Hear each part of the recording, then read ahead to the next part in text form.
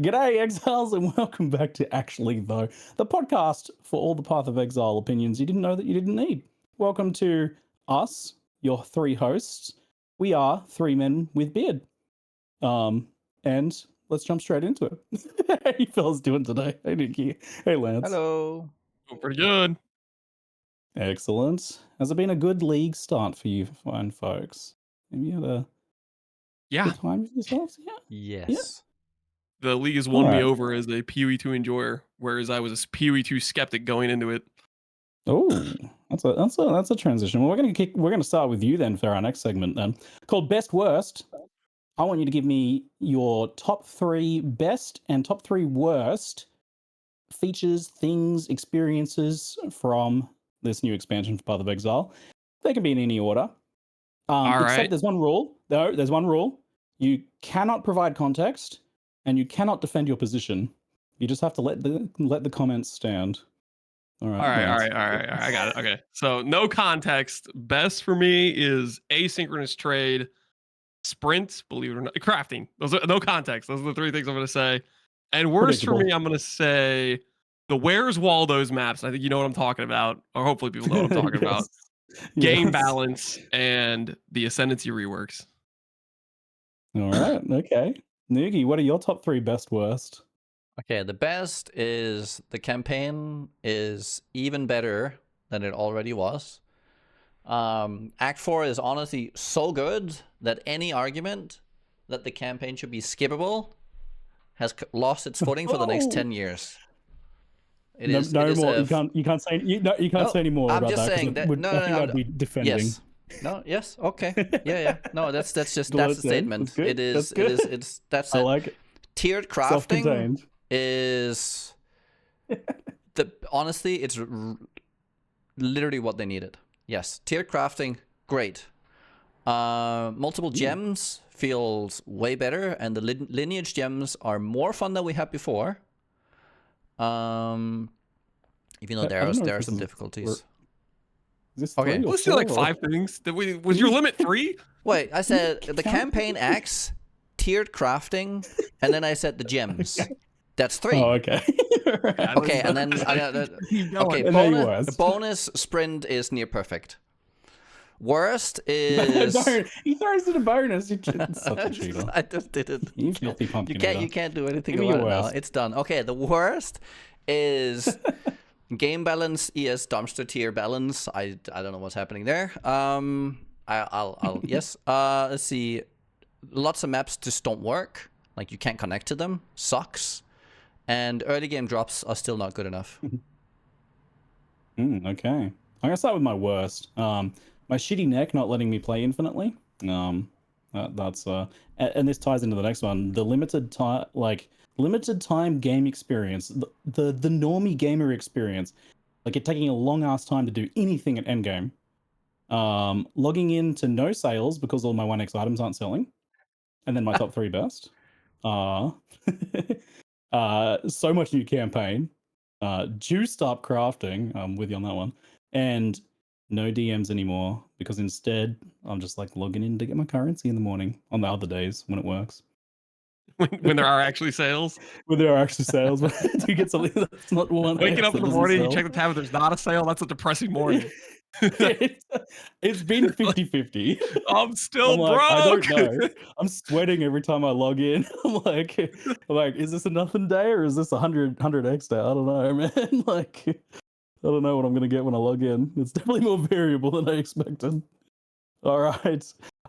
Next, I want to jump into. So one of our predictions at the end of last episode was we predicted what we thought would be the Steam player counts for this league launch, and Nugi's prediction was 420,000. Lance's was 469, nice, and mine was 450. Which I got prices right by both of you fellas, but I don't think it mattered because the result was what 3? I don't know. We didn't actually write it down. It was 330. It was like 350. I think is when we checked the Steam numbers yesterday. 353. Yeah. So Nugi, you get first prediction point of the episode. Congratulations. I don't know. Did you do a thing for this? You get the divine orb? Oh man. Wait, you put on Lance. Wait, there's a visual effect? Yeah, he's got it. So every time we win a prediction, every time we win a prediction, we get a divine. That looks good. Well, you should try and predict better then. That's more motivation. I need to try harder next time. Yeah, you get more accurate prediction. Mm-hmm. Put it right here. Discussing that though, it does seem like we all pitched a little higher there, kind of like splitting the difference between launch and last league. Yeah. And what do you guys think that is? Like that it isn't a bit higher? Is this? I think disappointing. I was believing the free weekend would do a lot more for it, but I don't know. Maybe there weren't just that many. Maybe most of the people that wanted to be excited about are either they're just going to be there when the hype comes around for like the full official release, or a lot of the people that were interested in already got the game, so it didn't really change the numbers that much in terms of extra people coming for that. Have any thoughts, Nikki? I think the size of the launch at point 1 had pretty much everyone interested already opting in. Like, I think a lot more. That was paid though. That was paid though.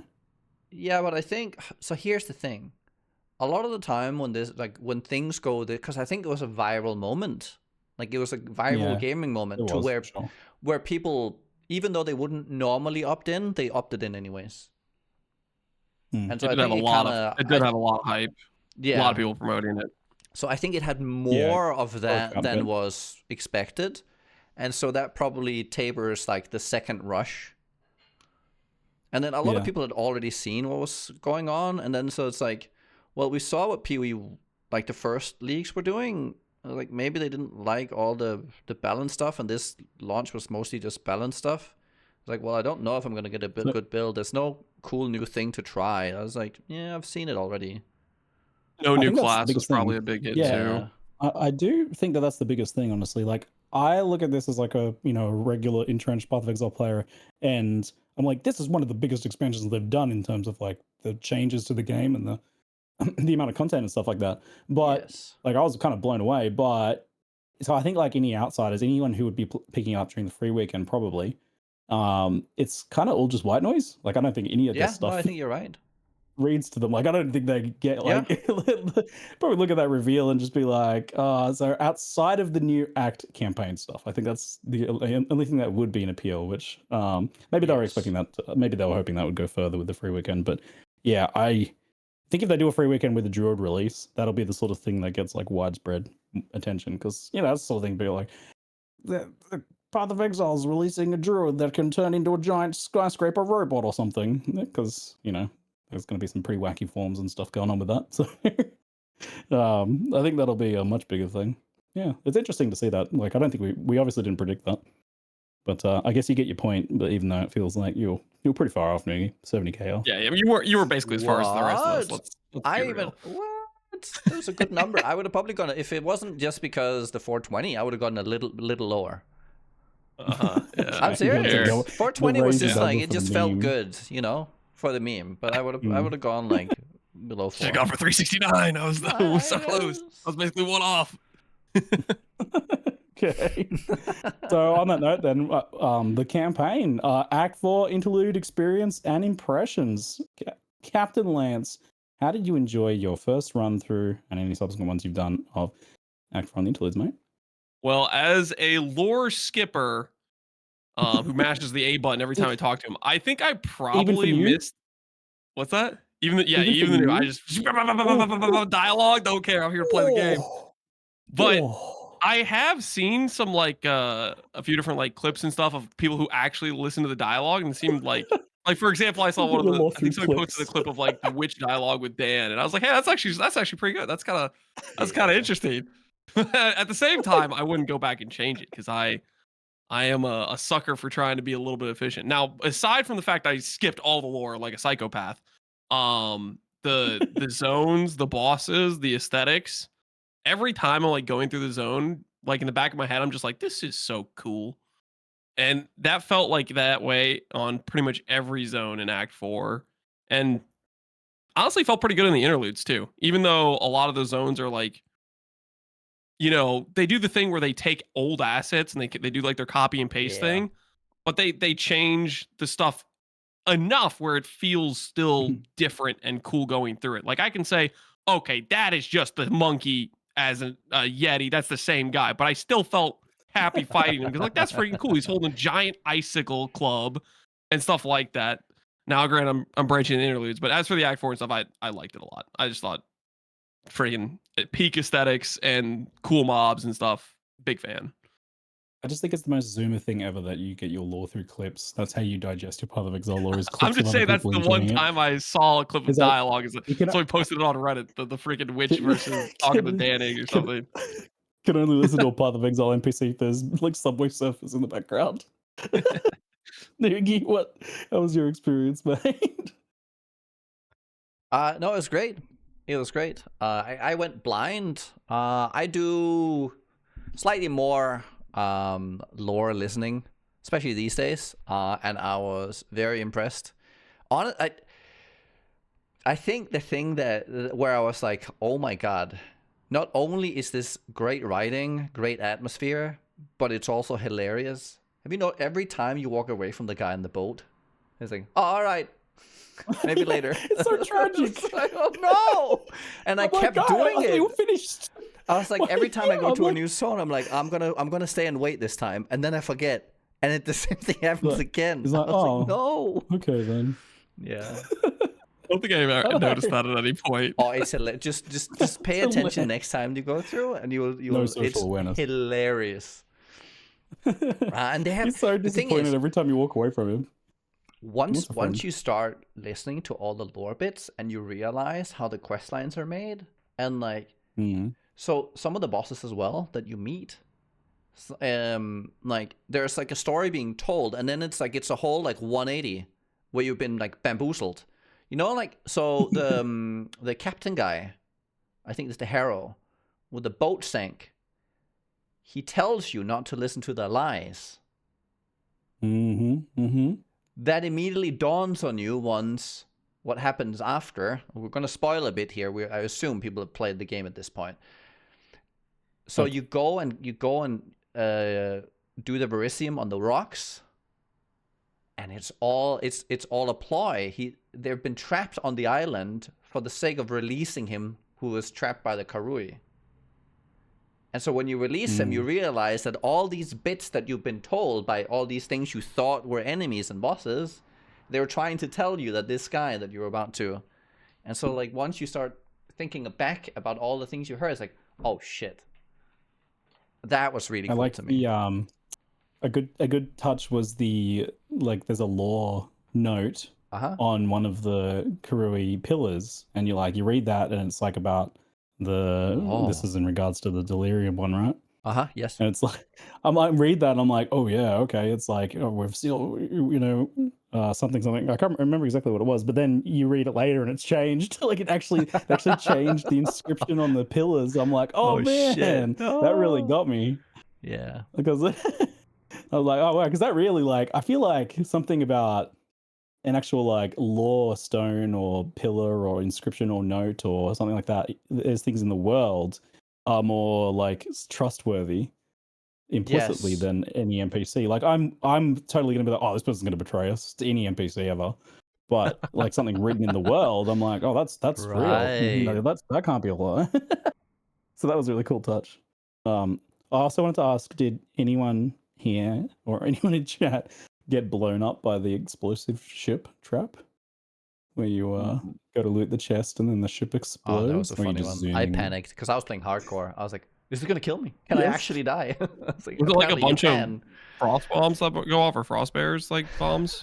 No, literally the entire ship explodes. I'm pretty sure it's a guaranteed death. Yes, because the actual terrain is deleted and you would fall in the water and stuff.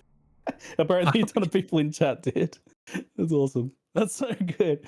And the thing is, you're surrounded with chests. So I go in, there's a rare chest, I click it, and the timer starts. I was like, what the fuck? And then I can see at the corner of my eye, there are more chests. I think should I get them? I was like, no, don't do it. Don't do it. Run. Yeah, it's like a fused. Yeah.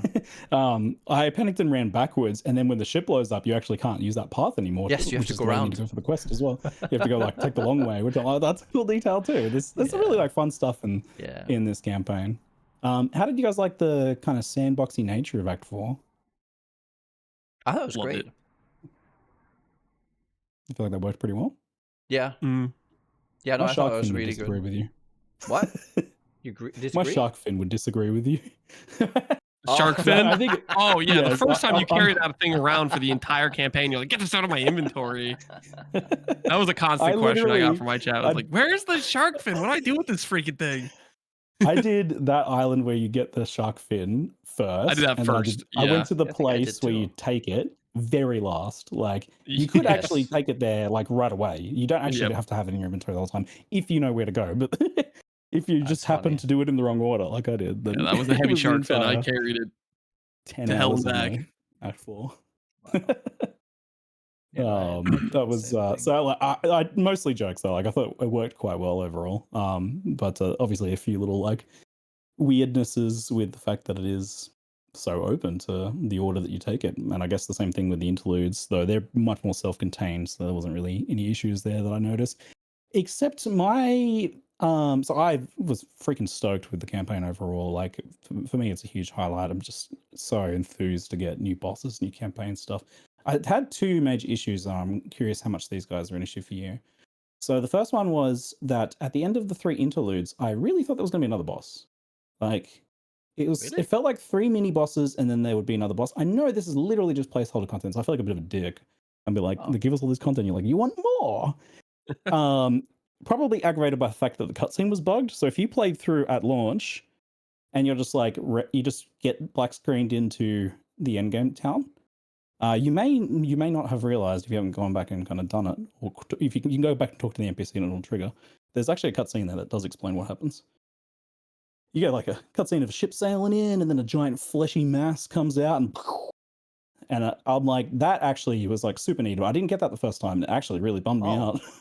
I was like, I didn't need Not much, sure but if I just saw that. something to explain. You know, I have a 'Cause it was solution very for jarring you without your it. problem here, Ziggy. If you Yes. don't pay attention to any of the lore and you're just clicking and going through as fast as Just possible, like, you don't even. I'm in endgame now. I didn't even feel a debuff when I didn't notice there was like no end game thing. I was like, oh yeah, good. I'm just in the end game now. I'm finally mission accomplished. It's a strategy. That's a strategy. So, Didn't even but occur yes, to me. like obviously the interludes are a placeholder, but it did feel like it would have been really sick if there was like some like, because I think it's because they're 3 kind of separate mini acts that you do in any order, which meant that none of the individual bosses felt like a final boss. Yeah. So they were like Well, there cool was one fights. boss that felt like a final boss for a lot of people, I think. Yes. So I guess it ties into my second complaint, which definitely aggravated the first one, which was that depending on which build you picked, the campaign and bosses were probably pretty different experiences. I played grenades, and I had to very much stop myself from like deleting the bosses in 2 seconds without really trying, without a lot of effort into gearing or anything. It's just like the damage is just not tuned at all. It's 2-3 times probably what it needs to be in the campaign, with like any casual amount of like effort towards your gearing. But people had like wildly different experiences. Other builds were like, man, this was like a 10-minute fight for me. This boss was epic. I wish I struggled on the bosses in the campaign, because I freaking love boss fights, but they were very fast, and it's definitely not the same, just like running around trying not to shoot them so you can see their abilities. It doesn't quite hit the same, I don't think. So I didn't really get Yeah. a cool experience out of the bosses there, which is sad because it's usually my favorite thing. I know obviously it's just balance, but what were you guys' experiences in that regard, like campaign kind of build balance and how that affected your enjoyment of it? Super easy, super hard? I mean, I did play hardcore, and I did go blind, and there's a lot of mechanics that are very punishing. So I Yeah. had to redo it 3 times. So the monkey got me the first time. It went into the split phase. I didn't even know I could skip the monkey. I could just skip the monkey and gone back later. But I got to the monkey and I did it, and he does the split phase, and I run towards a pillar because I thought, okay, I need to escape behind a pillar because there's pillars. And then I see the little guy with the circle. I was like, oh shit, I need to get to the circle. So I go out from my pillar towards the circle, and it explodes, and I die. So I was like, Apparently you can sometime, but it's like it's just hardcore. It's what you get. So then it's hardcore, yeah. I learned the fight, and I went again, and then I ended up with the lightning guy that does the wall maze, and because he like disjoints and like flips back and forth and does explosions, the way he positioned me, I thought I had to run to him, because it doesn't really put you at either end. It just smacks it down on you.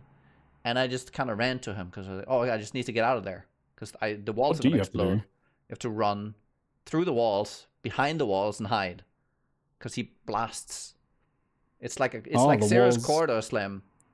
Yeah. Yeah. That one is definitely not clear in terms of what you're supposed to do. And just before that, you need to stand in a little circle. And for me, that little circle was right next to him. So I thought, stand next to him. So it was just like the way the fight went confused me, and then I tried to get myself killed twice over again on the same build, and I survived every time. I was like, oh, yeah, no, sad, unlucky. But then I went again, and on the third go round, I had a little bit more gear, and basically what you said with having too much damage happened to me through the entire thing. And the sad thing is that it kept happening even through the interlude. So I don't know what they do for this apart from just like, you know, fine tuning until they get it there.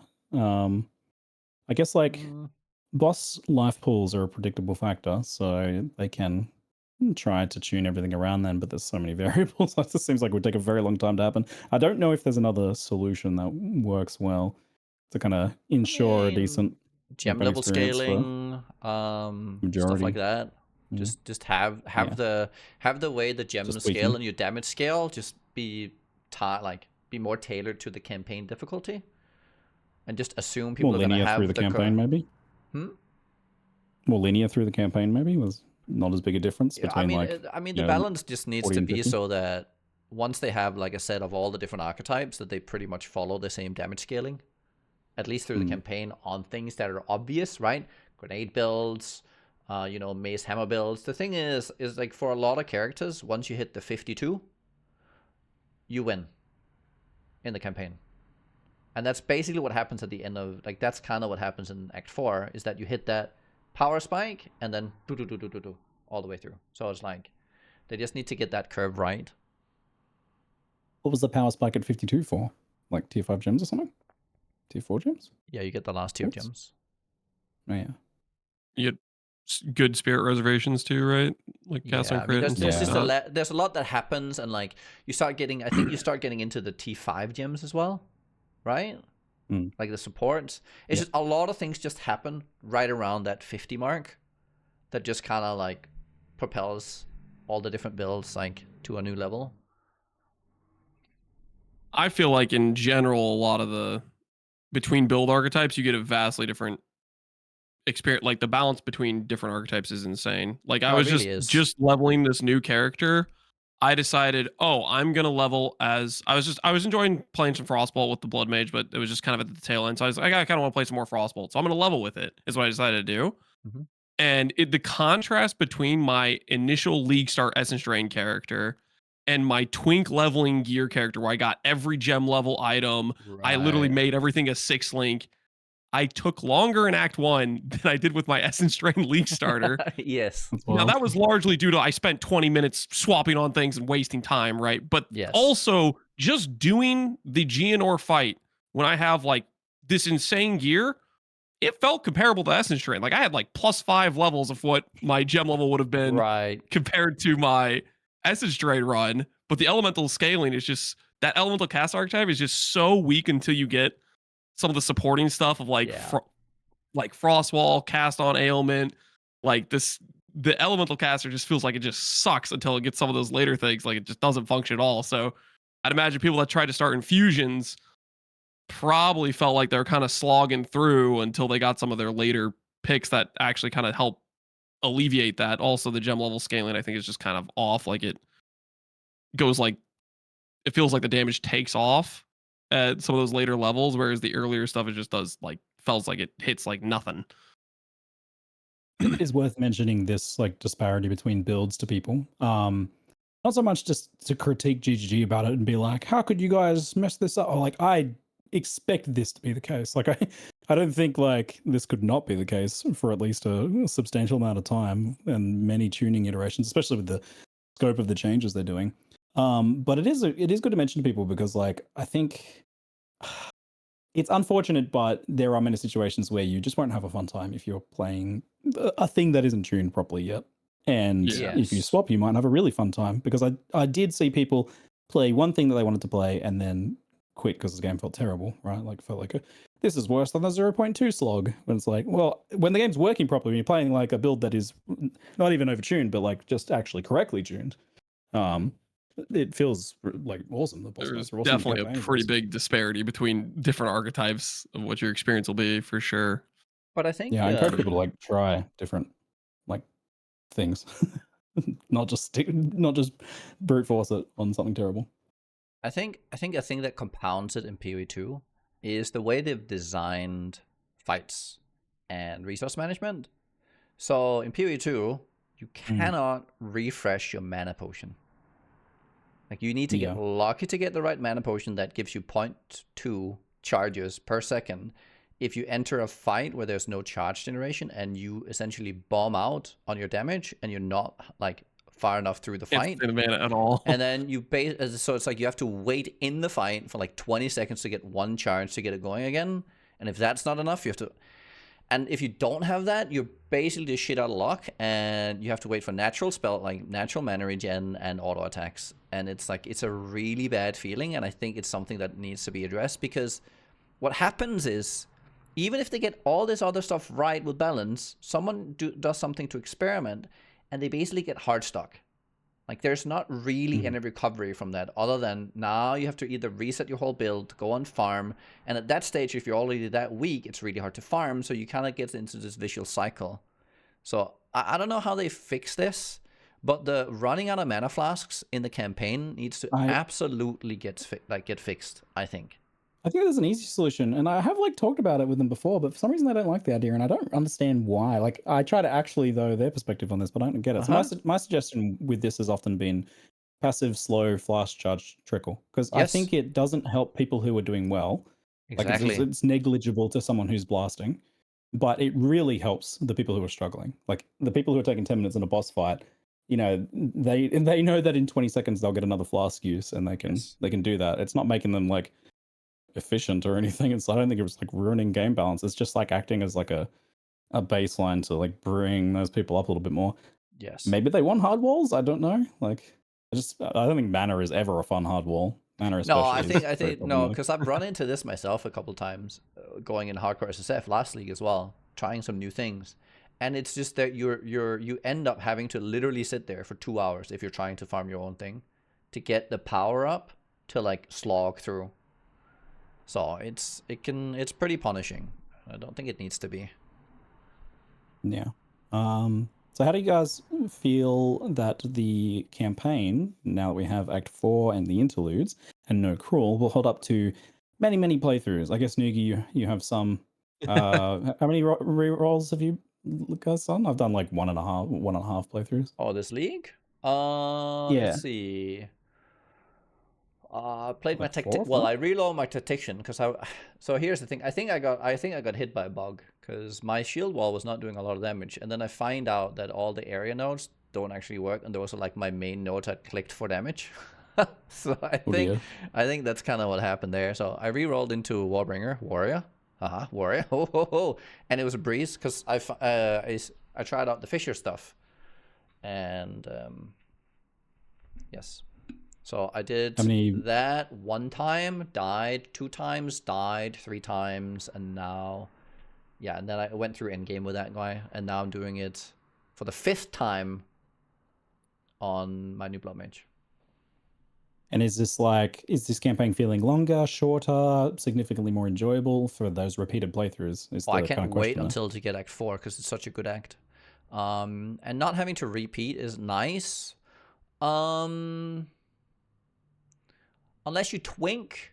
The thing is, if you don't play a really good build, like a build that scales on its own and is a little bit overpowered, you kind of have to twink. Like I just don't like gearing right now through the campaign.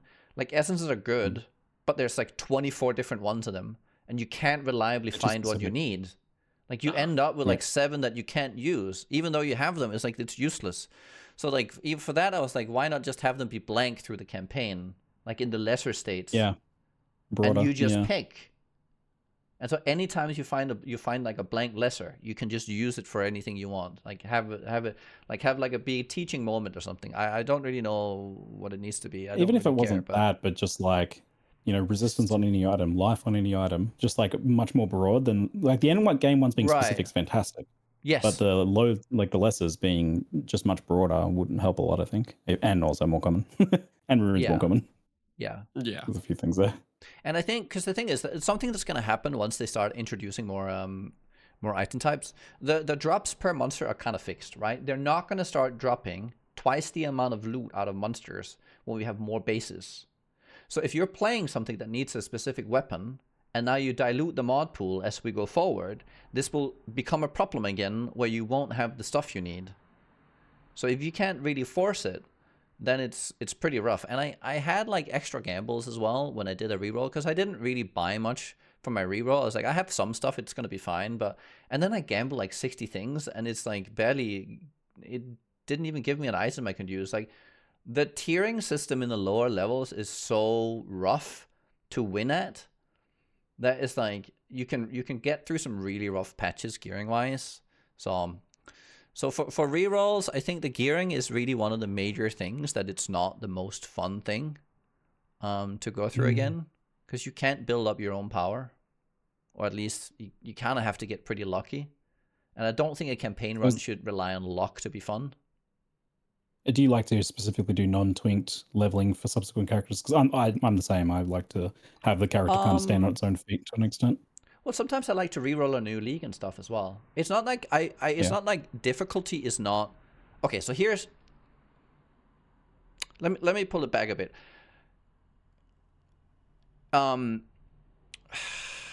Let's see here. So gearing, it shouldn't require luck to have a good campaign. Like the power. So when you get lucky in the campaign, you absolutely demolish everything, right? If you get on the right curve, everything dies. But the campaign should rather be balanced towards you achieve mid-level gear, so that the outlier gear doesn't essentially put you over the top as much. So by giving players good gear to the point where they have mid-level gear, and that gives them a good experience throughout, you don't have as many moments of I either trivialize or I suck. Does that make sense? Yeah. I can speak to the difference between if you get like some plus levels on like I did practice runs with ED, the difference in a plus level run versus not was pretty night and day. Both you could be successful at, but one you're just obliterating Geonor versus the other you weren't. I think what I'm trying to say is there's too much power on gear in the campaign. That's probably the main issue, is too much power is on the gear. But you do want crafting to be better though, to like be able to make the gear that is better, more well done. Actually have like res and life. Either you make the tree more of the progression through the campaign, or you make the gear more stable, like less volatile. I think it's like, I don't really care how they end up in the right space. They can figure out whatever it is they want. This is the issue I'm seeing as I'm playing through the campaign. So there's, I definitely felt like essences and runes were both problematic, but I felt like the loot drops overall in the campaign were really good. There's definitely some variance there, but I feel like rares dropped loot, abysses were dropping tons of loot. Overall, I felt like I was getting pretty good loot and currency, lots of regals and exalts. I think what happened for me, because I think you're not wrong, I was slightly behind the power curve because I was experimenting with builds as well. I fell behind the power curve for Abyss.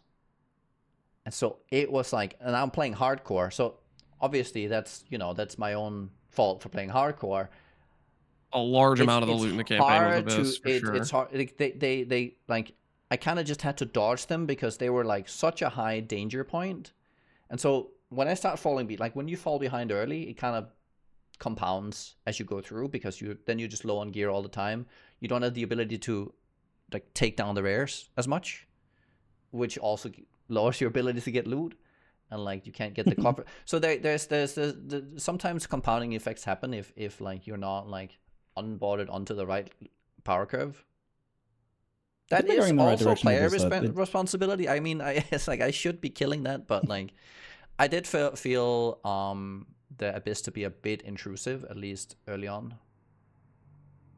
Yeah, they made a balance change already. That was like, they were using like all of their in-game abilities in like Act 1. So it was definitely like a bit full on for a lot of players, it seems. It seems like they're heading in the right direction a lot with the like guaranteed drops. There was there's like soft guaranteed stuff now as well. So there's a soft guaranteed greater jeweler's orb even in the campaign now on the Karui Island. You're very likely to get one from the Abyss or some other thing on that island. Possible to miss, but quite likely. So I was like, that felt really good. I quite liked that. And a lot more like currency and stuff from various interactables, all those exploration gems and things like that.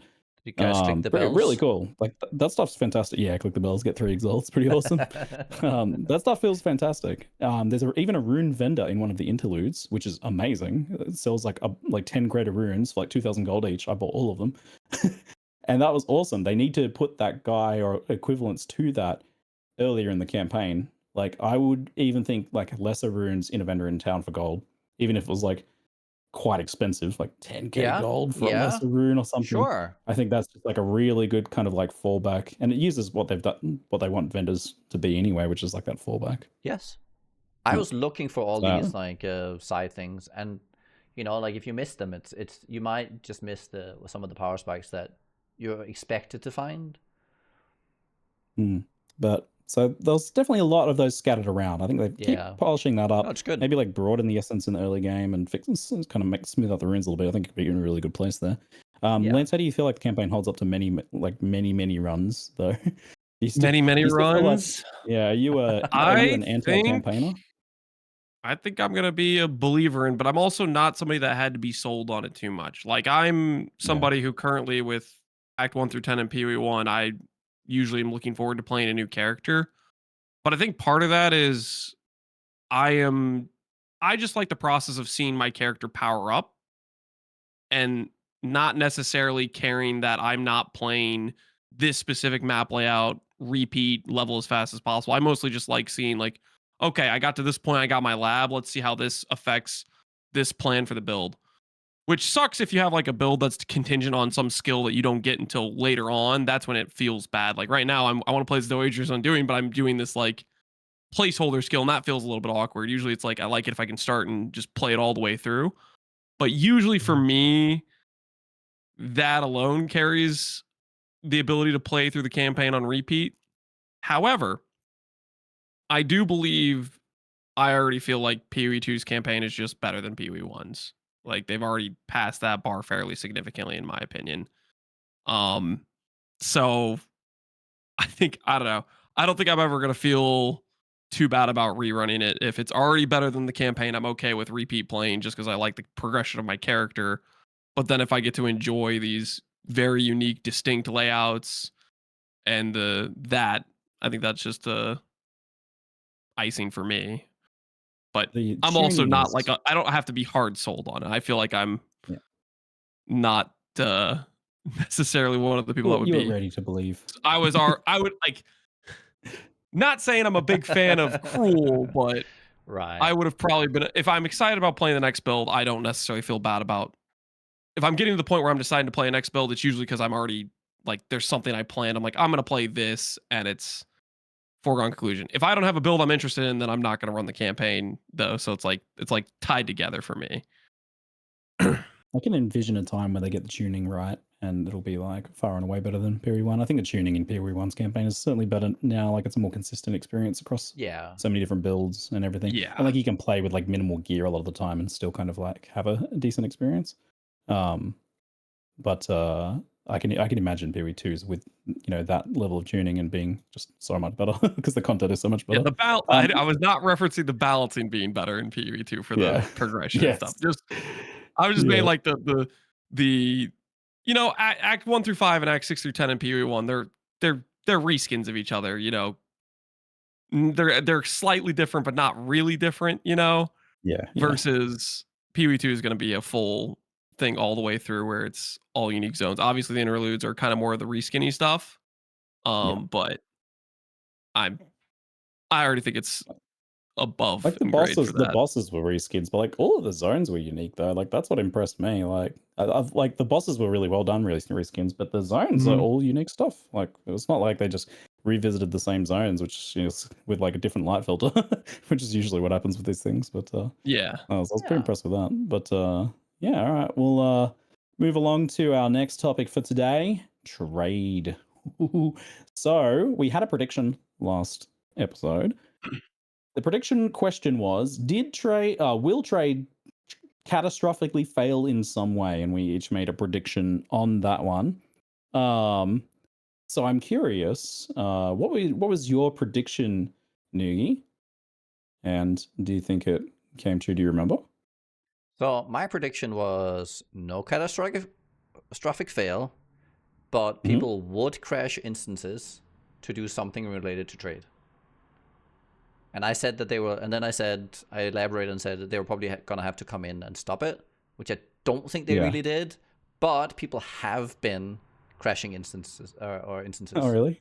Yes. I hadn't seen it that much though. Like, I was surprised. I think the only thing I saw was so what they Bazooka do is messing with Rue. they crash the instance so that you can't enter, and then they price fix. So they make you unable to get into there. No, but this Life is exactly finds a way. Yes. So that's what some people That have been happened in doing. hardcore trade. I haven't run into that at all in softcore. God. I mean, it might not be widespread, but this is a thing that's happened. It's very much harder to actually do like consistently because you have to be there crashing against no sort of a bot to do that. It's probably very detectable as well. I imagine those people get banned easily. Yeah. Instance crashing is a big no-no. So I imagine that gets fixed. But that's pretty funny though that they did kind of find a way somehow to still post fix in this non-price fixable system. That's impressive. So I guess you get a point for that one then. Like, oh well, hold it. So you predicted no catastrophic fail. I think do we all agree that that trade has not failed catastrophically in any way? I would say so. Yeah. Okay. I think I predicted yes on that though. Yes, you did. Correctly.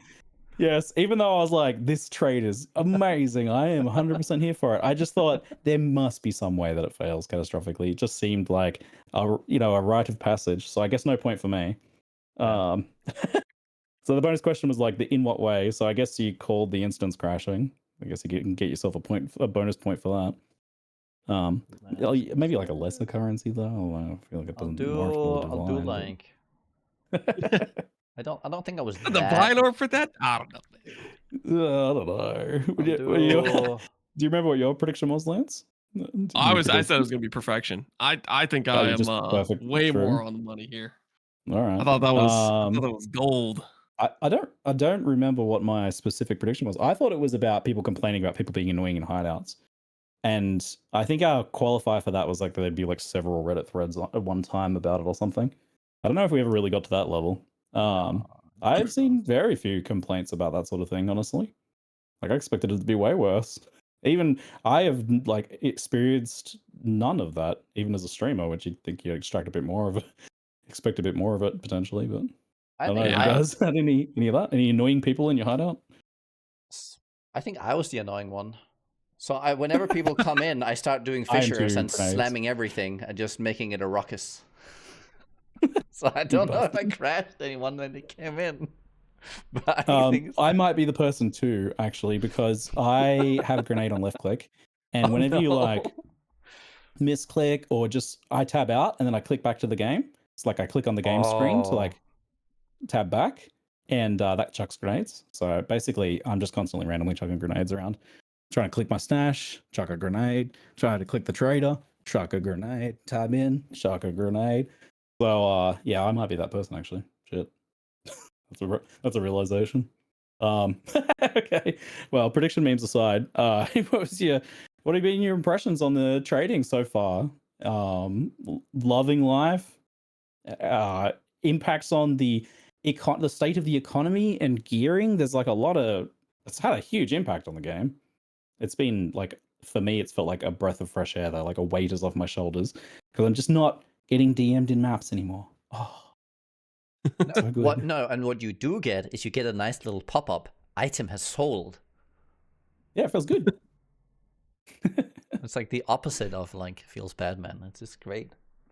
What would have been your first impressions on trading, Lance? I freaking love it. It's a win in every way, I think. In terms of being able to buy gear and buy upgrades, there is no issues with dealing with messaging a bunch of people to get somebody to respond. And on top of that, I would say there's also a way larger variety of availability of things that would just normally not be listed as much in terms of the people that are offline and people that are just chucking things on trade because they're like, oh, this is a pretty good item. I wouldn't maybe normally want to deal with trading this for 5C, but if I'm just chucking it in there, listing it, and then I'm not thinking about it again, I'll do it. So I think there's a larger variety of.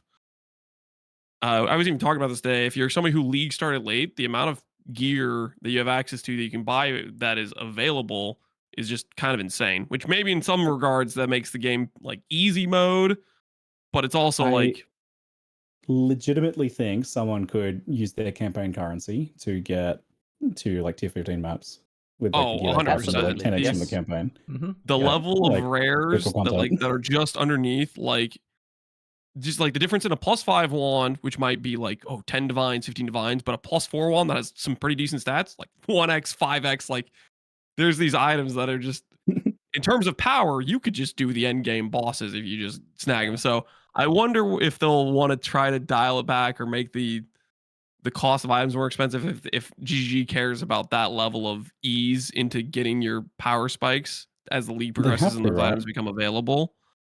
Because it's like the biggest single buff that they've done to player power just across the board to every build, right? Like it is just such a massive improvement in the amount of gear that we have, like the quality of the gear we have. I do feel like it's also somewhat twofold tied to the level of crafting power we have. Yeah. Because what ends up happening is these items that are these tier 2 items that are pretty good items, they also get thrown to this is my leftover good gear I was using, thrown in that tab way quicker because of how accessible it is to make an insane item with the crafting currency. So I think that also is putting pressure on pushing these really good rares onto trade because you can just make basically perfect items with a pretty deterministic thing. But yeah, the aspect of availability of trades, not dealing with the pain of all that stuff, that's on the buying side of it.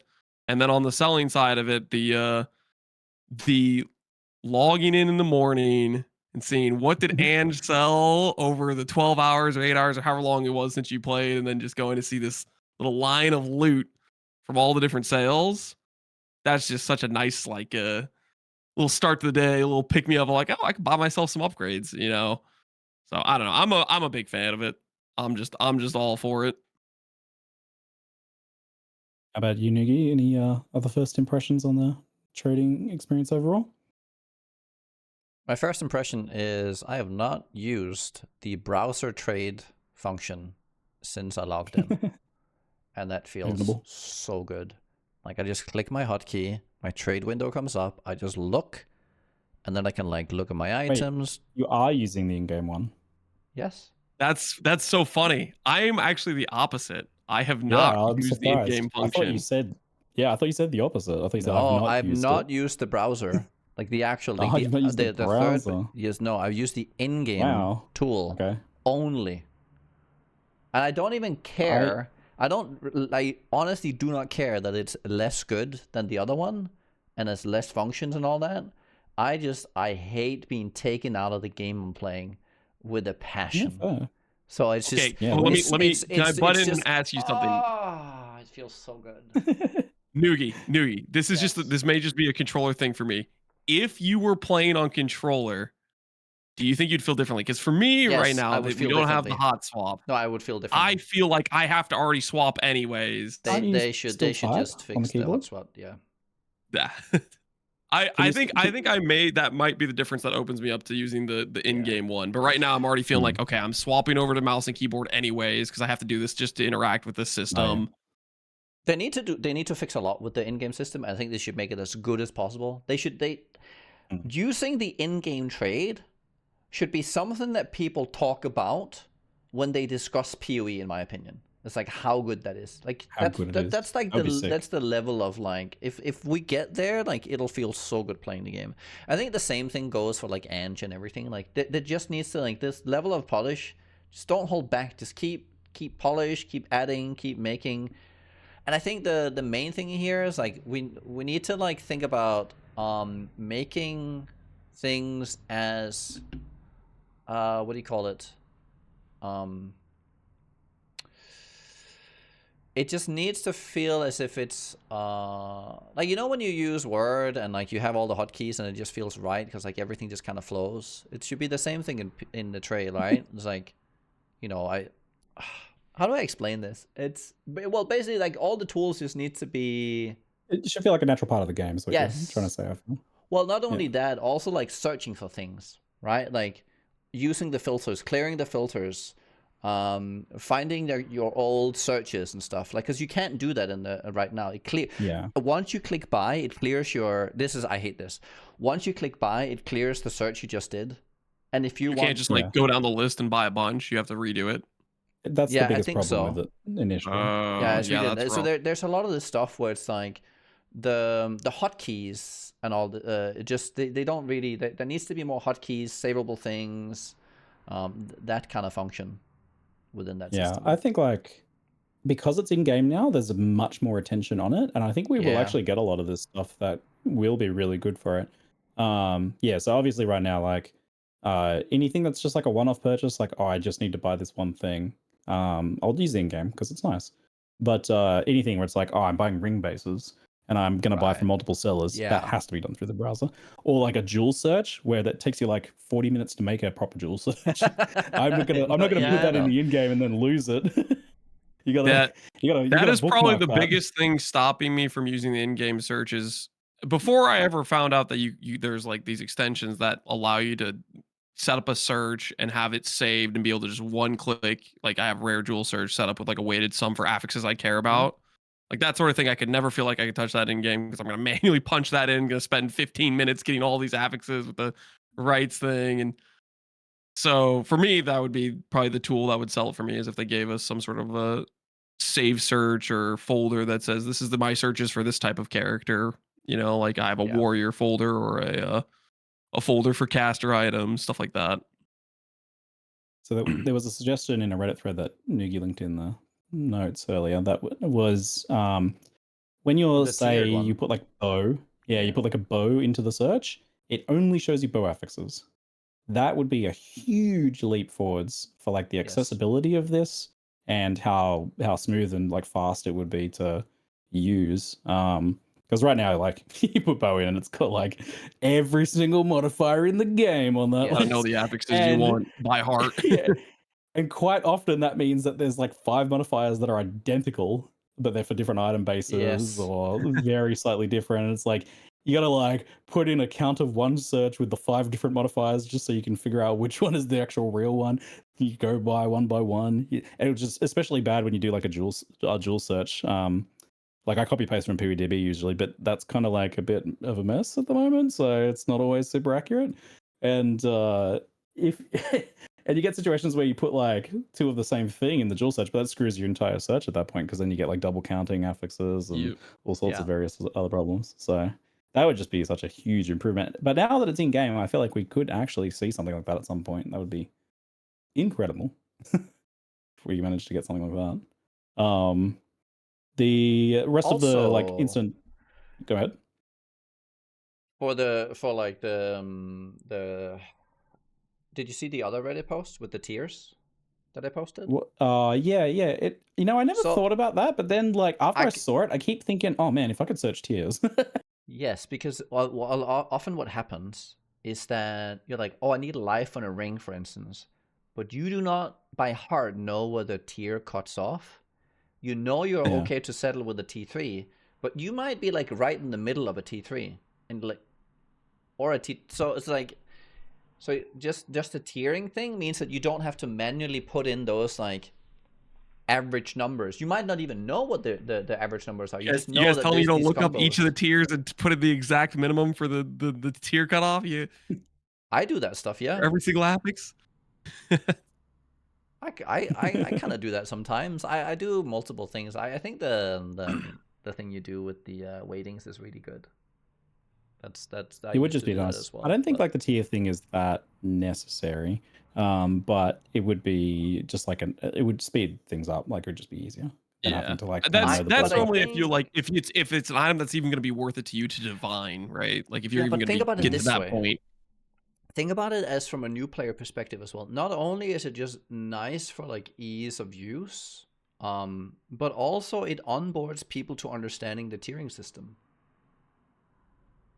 Yes, I think we'll return to this topic in crafting because it's really important for crafting. Yeah. Yeah. So for now, on the like instant trading side of things, so we've got so a discovery that I've made. I freaking love this system, but I've noticed that I'm in some ways a bit poorer than I usually am because I made my living in 5 to 10, really recognizing and making the effort to sell 5 to 10 C items, and they just you've been priced out of your own market. Yeah, but they don't even exist, man. Those are 1x items. Those aren't selling anymore. It's like I assume this will just be kind of an adjustment period where we have to kind of learn to sight read. Because I can look at an item usually and tell pretty instantly previously that it's worth like, oh yeah, 510C. But now I look at an item, I'm like, that's a really good item. And then look, it's 1x. Like the threshold. It's 1x, and it might not even sell at 1x type of thing. Yeah, like it won't sell. Likely won't sell. Yeah. So like the threshold for good items has really gone up there. And on the seller side of things, I have noticed that I definitely make like a lot less trickle currency from that now. I think if you are the type of player who just drops currency and spends it, which is I think actually a large number of players do that. They rarely sell, they just buy and they just drop currency. Those players are probably like they get the best experience out of this system. I don't think there's any real like issue there. Like their experience is only improving. I think the best experience is probably for the people who like to craft. I would argue they got the win on both sides. Because they win on buying their bases and then they win on selling their items when they're asleep. Yep. I definitely have like the barrier, like the effort and annoyance of buying crafting bases in the past was definitely a big barrier to getting into crafting. Like I love crafting, but quite often just that was like, oh, rather I'll just play some more maps. I can't be bothered doing that. But now like I'll go by 40 rings because it's so easy to do. So and like even like buying much more specific items as well is so much more easy to do. So huge plus there for sure. Crafters are eating real good this week. I'll tell you what, for the trade and the crafting, and various other new additions. But like there has to be some repercussions to this availability of gear power though. Like I am curious to reflect on that maybe in like the next Q&A with them and find out like how do you guys feel about how they feel about it. Yeah, that'll be interesting. Yeah, like what is now the baseline power level from gear available from trade, and obviously that does have an impact on like if now 99% of the items that drop are 1x trash, like 90% of the good items that drop are 1x even. That means you're much less likely just to find an upgrade.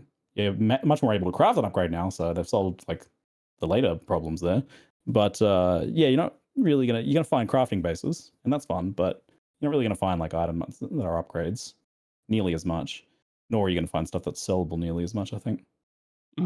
So I don't know if I agree with why that. is that a problem is a good question. Like, is that a problem is a good question. I've thought this through a few times, and I do think that the problem there is that you have to consider what is the more fun way to acquire upgrades. Drops are a very fun way to get upgrades. Like killing a boss and getting a sick item and putting it on your character is a really fun way to get an upgrade. Crafting is, for a lot of people, a really fun way to get an upgrade. Buying items can be satisfying and fun, especially if it was like a goal you work towards. But if it, at a certain point, I think if it's like all of your gear is purchased, then I think that is like I think about this because someone made the suggestion of like we should be able to re-roll the vendor with gold, and they should be able to sell like item level 82 items. And I said no, because then you would the way you would obtain gear is like sitting in your hideout and refreshing a vendor. It's just not good gameplay, right? So I worry that there's like a reduction in the quality of like gear and gameplay. How do you guys feel about that? I You go don't. first, Navy. I don't think I see the problem as much as you do here. I think. Well, I think the only problem right now is we have too much power. But let's set that aside. You can find lots of stuff in your maps that have value.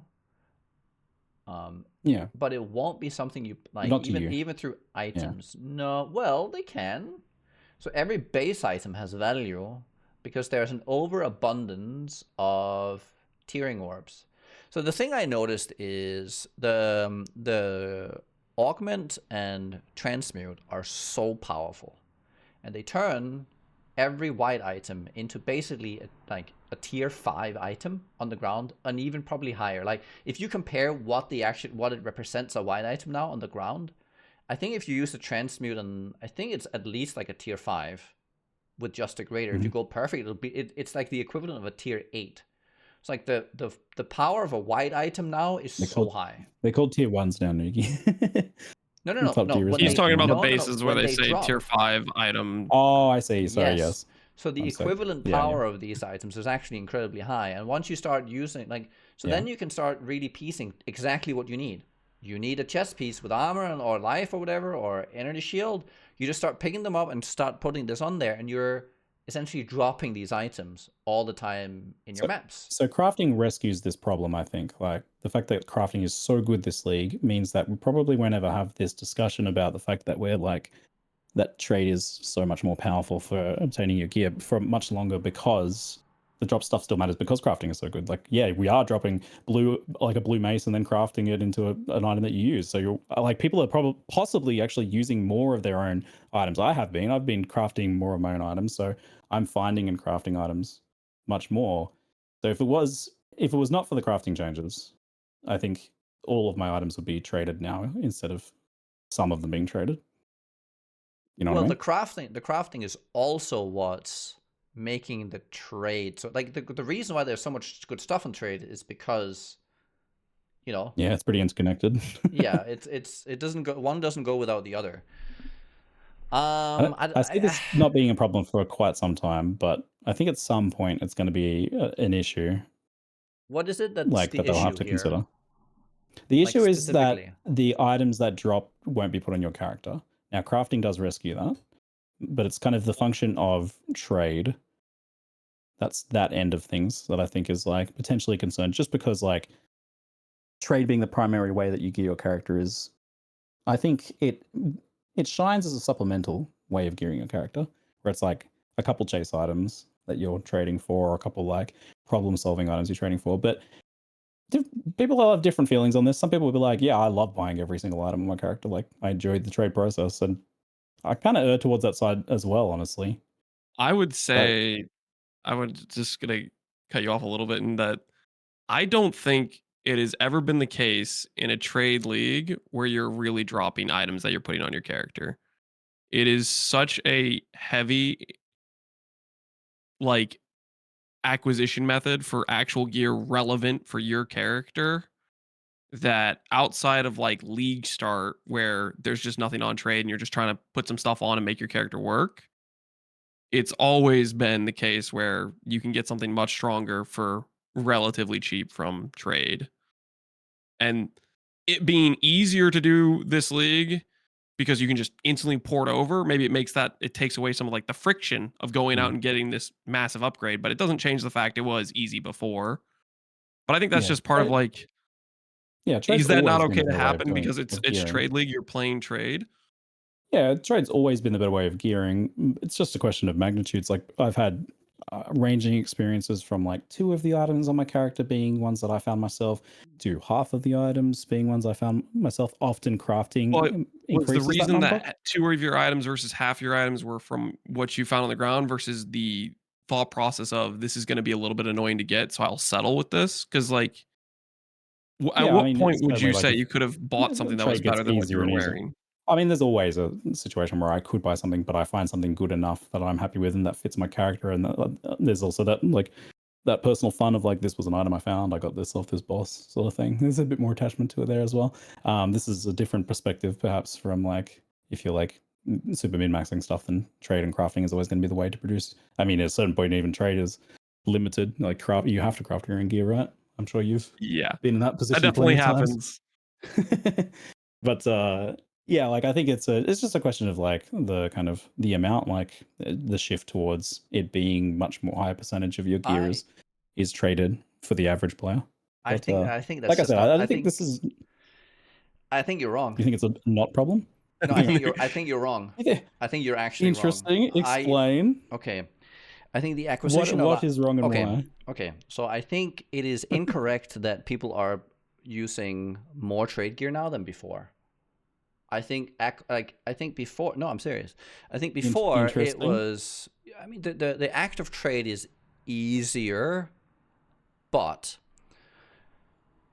now you actually have the ability to push items to something you can use.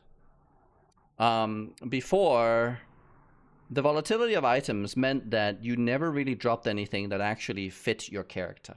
So what you end up having is you on like, if you have 36 different builds and you need to drop enough items for all that on one character. So that's essentially what happens in PoE. It's like item drops that needs to facilitate every single build in the game. To expect that to hit your character is it's very unlikely. So that you sometimes get these spikes that actually fit, but on a trade league, when everyone is under this system, the spikes will very rarely on a trade league hit you. Whenever you do not have some kind of control over where to push it, which is where trade I mean, you're just talking about crafting, right? Though, like, just to be clear, like you're saying that people are wearing more of their own gear because of crafting, and I 100% agree. Anyone who has actually gotten into the new crafting, which is a higher percentage than usual, is wearing more gear than they like that they've made themselves in some way. Yes. And that's awesome. Like, I love crafting for that because, and like I said, crafting is covering the problem that I think could occur with trade. But lots of people don't craft. Those people are definitely wearing more traded items. No, they're already wearing full traded items. The notion you have, I think the notion you have that people were wearing like mythical self-found items, I think in a trade league is just wrong. I don't think it's true. I think it's from what I've heard, all the stories I've heard from the previous leagues is I can't even bother looking through items. What I'm going to do is I'm just going to buy them all off trade. It's since more or less been the story I've heard in point 1 and point 2 is that people don't even want to bother with picking up anything. So it all comes from trade. I think now it's shifting because there's more value in the items as well. I agree. I think there's a category of players that do fall into that. Like that is their experience, and yeah, there's probably like no change for them. I agree. There probably is those. I think you can't like deny that there is a category of players though that is like using trade just a bit, and now because it's much easier, much more powerful, much more available, much cheaper, they're buying much more. Because like before, I mean, there is, I mean, even just like this situation, right? Like before, an item was 40 exalts, and that player didn't have that currency, so they were wearing an item that they had found themselves. Now that item is 1 exalt, and it's 10 times better than the item they found themselves, so they trade. Like that is like, I can't see how you could deny that phenomenon.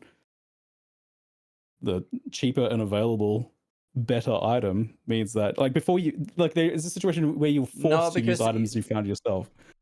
Were there really? I don't think there was. That was already the case, though. No, I don't think there was. I think on trade, it's like you just end up with like you're out competed of your own like drop experience by virtue of trade within a few days. It doesn't matter that crafting is strong. Oh, it's instantaneously trade is better than what you're wearing. Yes. Due to how drops work in the whole game and having the whole market, that just can't not be the case. It doesn't really matter the level of gear. It just shifts where the entry point is. This is something where I feel bad giving this advice. Whenever somebody asks me, is like, I just dropped my, like, they're talking about the, like, what should I do with my early currency? I always am telling them, if they're a trade league, new player, I'm saying, do not use that on your gear. That will buy you an item It's kind of a bummer, much isn't it? stronger than what you're wearing or ever could find at any level of, like, you'd have to do thousands of runs to get an item that can outcompete what you can buy with that amount of currency initially. Like, just 1x gets you a good item for where you currently are in the game, no matter Yeah. what point of progression So- you are. Honestly, you guys might be right that like maybe the impact is more limited than I expect, just because like it was already happening to such an extent that even though this trade is significantly better and items are significantly cheaper, maybe like it's just like we've just got more powerful. Like the actual percentage of gear that we're finding and using is not really changed all that much. You might be right about that. Honestly, I'm willing to kind of like, okay, yeah, I can potentially see that. So the question then is like, how much of a problem do you guys think this is? Do you think we should be like finding more items that we then wear? And do you think that's ever possible now? I don't think it's ever going to be the case in trade league. And I think it's more of a, if you want your gear to feel good about what you're picking up and putting on, you're talking about SSF. Because I don't think there's any world where they can balance the game to where it makes sense where you're going to outcompete what's on trade with what you drop. Just because, like, a number standpoint, you have hundreds of thousands of people dropping items that are for different classes. They're for your class. Are you going to outcompete the 50,000 people that dropped a caster weapon that they can't use because they're playing a bow character and you're playing a caster character? Are you going to, how on earth would you ever balance that without just making drops insane? It's interesting. If you look at it from this perspective, then, like, I think crafting is miraculous because people are wearing items that they've crafted themselves. Yes. So that is phenomenal. Like, because that is literally the only possible solution.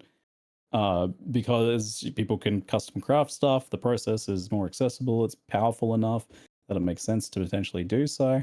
I think maybe people are even crafting items that they probably could trade for a cheaper version of that, but they're crafting it anyway. So that's like a marvelous success in this regard, then, that people are like finding item drops and then fixing them with craft, or they're like at least buying a blue and then crafting most of the item themselves. So that's pretty impressive. And I guess on that, then maybe we should move on to the crafting topic, since that's I feel like the topic of this league. This is crafting league, right? 0-3 to me is like crafting league. I feel that this is as powerful as some of the most powerful crafting we've had in Path of Exile 1. Not the same level of mod blocking shenanigan stuff, but the determinism that you're able to achieve here is definitely up there with what we had at peak harvest. In some ways, it's more overwhelming because there's a lot of little items, but it also feels more accessible and a little bit less archaic than all of the disparate stuff that we had. Like, having items in your inventory is a bit more understandable, I think, than having like this weird bench and this weird league mechanic and all these other things. I'm curious, what are you guys kind of overall feelings on it before we kind of we'll go through crafting and explain. For viewers that maybe are like, I don't get any of this stuff, we'll go through and kind of discuss them step by step. But I want to overall kind of impressions from you guys about this league and crafting overall. How you feeling, Lance? You've been doing. I'll go first. Going into this, I always would be one of the people saying PoE 2 does not have crafting previously to this league, because it felt like it was a matter of you're picking up hundreds of bases to then go through this complete RNG step of, oh, did I get good on the magic base? Now I get to go to the next RNG step. And outside of that, the only other option in crafting was mere tier crafters who could afford omen and whittlings and just repeat roll until they win. And that was a terrible system. I think I think it was just what it was basically crafting only existed if you are mere tier crafting, essentially. The new system, it's so powerful, but it also feels good when you like, because it's kind of like it's a little bit of a puzzle where you have to kind of think through, okay, in what order can I do these things to achieve the outcome? And that's pretty satisfying as a player to say, okay, I have these different puzzle pieces, these omens that I can kind of put together and go through this step by step. And that feels pretty good. I think my biggest concern with it is, Lance? and this one I'm not even sure about, is like, part of me wants to say, is this too powerful that I achieve an OP character in the game is easy? But at the same time, it made it so I feel like I can actually make something from scratch. Mm. So like I think overall I like it, but in the back of my head, there's like maybe 10% of me that's like, is this making the game too trivialized? Which It seems like contributes to me thinking the conditioning. game isn't balanced. You're Because part of conditioned me to right think that now is way. like, yeah, it's like the game feels like it's overly easy, maybe, but that could also just be tied to how instantly we can jump up power levels and gearing tied to this crafting mechanic. I feel I think like overall I'm a big fan. realistically, surely we should be finding the game easy overall. Like, really, right? Like, I think that should be where things are pitched. Like, there should be content to challenge us, but overall, like, we should be finding the game quite easy. As players who've played thousands of hours, right? Yeah, Like, that to me makes yeah. sense. Like, Have the I do think we are conditioned to like think that things should be way weaker. When we see something like this, we're like, oh man, this can't last. I mean, that's probably true. Nugi, tell me your overall impressions. I can tell you want to. No, it's fine. Okay, yeah. So my overall impression is crafting is great. I think what makes the crafting good is that it is very powerful in the early steps. It doesn't require you to get to the later steps before it starts becoming good. Like, you feel powerful crafting from the start. You don't need to go to the very top to get to good outcomes. Now, there is obviously some of the later stages where everything gets, a bit crazy and a bit forcible, right? We deterministically end on more or less. It's close to edited items, but it is what it is. But even taking that away, you have very powerful steps throughout at least the 4 first steps. Like, even if you take the others, and that just feels good because that's something I think PoE kind of missed, or at least to get there in PoE 1, it was a lot of iteration, right? Like alteration orbs and all these things, or like it required so much work to just get, basic stuff off the ground to where you were happy with it, unless you're just spamming the same orb over and over again. This feels, I don't know, this feels a lot better. It feels like it's designed with better purpose and more thought. The tiering system that they had already on the items, I think, is that that's essentially what they're leaning into now. It's the manipulation of tiers and the control. I think it's good. So I think crafting overall is good. Now, I think the only downside right now to crafting, the only one, is that overall gear is too powerful. It's not that crafting is too powerful. It is that it is the end result of what you're doing is too powerful. And it's the later steps are not adding the power. Like the place where we should have the power spike to go to too powerful should be when you start sanctifying. So to become overpowered, you should need to sanctify and corrupt. risk the item. And yes, you need to risk the item to get powerful enough to where you feel that you trivialize. Everything before that, where you feel like you establish yourself, should be through this kind of crafting. That will be my take on it. I feel like for me, when you say like the only issue, I feel like for me the biggest issue with crafting right now is that with how good this crafting is and how accessible it could be, the fact that you can't like see what any information in game is becoming increasingly a problem. I agree. So you just like, it's things like the omens that allow you to force a desecration from a specific lord. There is no context of what that means anywhere. Like you could maybe argue that, oh, that's like a niche thing. Maybe you kind of maybe that's just like, that should be discovery based. Like, okay, I can maybe accept that. But then, like, not even, what was it? You can't even see the level. Sorry, okay, so the new foundational crafting currencies. Can you switch over to the screen as well? I'll put them on screen. We'll show people. Yes. So the new foundational crafting currency and the core of the new crafting system, I would say, and the most important thing from because this is about your first 2 modifiers basically, is the new greater currencies. So greater orb of augmentation, greater orb of transmutation. You get lots of these. You should be using them a lot. They are fantastic. Such a cool addition. They guarantee a minimum modifier level of 55. There is no information in game about what modifier levels are. Like, True. You see tiers, like you see tier 1 life and the ranges that can roll, but there is no information on what the modifier level of tier 1 life is. There is no way to obtain that info of when. Like, I think it's 49, but there's actually a disagreement between Craft of Exile and PoE right now, so it might be lower. I don't know exactly what the actual level is. But yeah, the fact that there's no way to see that in game is kind of problematic. But we'll explain things as we go for the people who are maybe haven't dipped their toes into the crafting yet. So the way that this works is anything that is on a let's rephrase this one, make sure it makes sense. So lower level items have affixes that are weaker, right? Like you roll like 9 to 10 life or whatever. As you move up through the levels of items, they can roll higher tier affixes, and those affixes have greater amounts. What these does is it cuts off all the shitty ones. So everything that you would get like on campaign items from 1 to 54 can no longer roll on your item when you use a greater orb of augmentation with that modifier.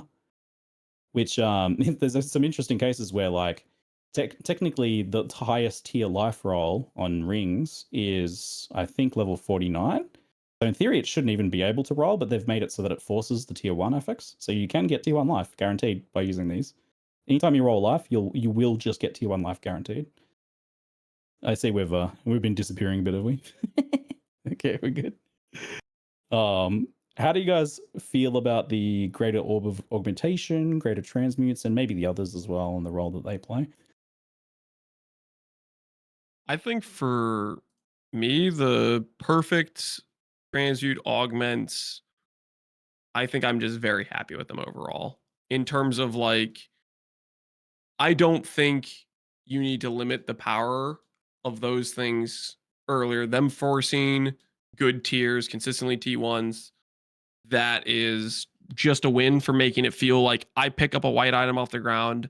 I can guarantee 2 T1 affixes. The likelihood that those affixes can be relevant to my character are actually quite high. You know, if you're picking up a base for the type of defensive layer you're going for, armor, ES, evasion, whatever it is, that stuff I think ends up feeling great. And it doesn't, for me, it doesn't leave any element of this is too strong. I have cheater items, but it lets you start an item out and not feel like the item's already dead from the get-go. You have hope at the next step something can happen good because you started off with these T1 affixes. It's the on-ramp to crafting as well. And like when you get an item with 2 good modifiers, which is what these allow you to very consistently do, that means that you're only 2 steps away from a very usable item, right? And those other 2 steps, as we'll see in a bit, are like really good too. So the fact that this entry level part is so strong and so easy, and I think reasonably understandable. I think people maybe still get a bit confused about like what the mod tier level stuff means, and the fact that it's not written in game is problematic for that reason. But this to me feels like such a pretty fantastic on-ramp. self-explanatory, right? You click it and you see, oh, that's a pretty high tier affix, and you click it again, oh, it's a high tier. Like, I feel like that's a pretty like somewhat people would pick it up pretty fast after trying to click the orb. Yes. I mean, that's but fair how point. do you discern what are my outcomes I could get, and is there even an outcome I want, right, outside of prior knowledge? Yeah, otherwise you have to like go through hundreds of items to see all the outcomes potentially, right? And is there something I missed? So and then you're like, oh, you have to go to the wiki, you have to go here. Why shouldn't this information just be readily available in the game? Like on hovering the orb over an item, have an advanced key that just lists this is what you can hit. Oh, so juicy. It'd be amazing. I would love a little pop-out box that showed the possible mod tiers, like crossed out the other stuff, or like it's like, yeah, this can hit these tiers and this one. Because you can, with the pinning boxes now, you could pin it open and like fold out the affixes to see what tiers are missing and stuff. And it'll be really fun when you open up something and you've called every mod because it's too low eye level. Like it's just a fun moment.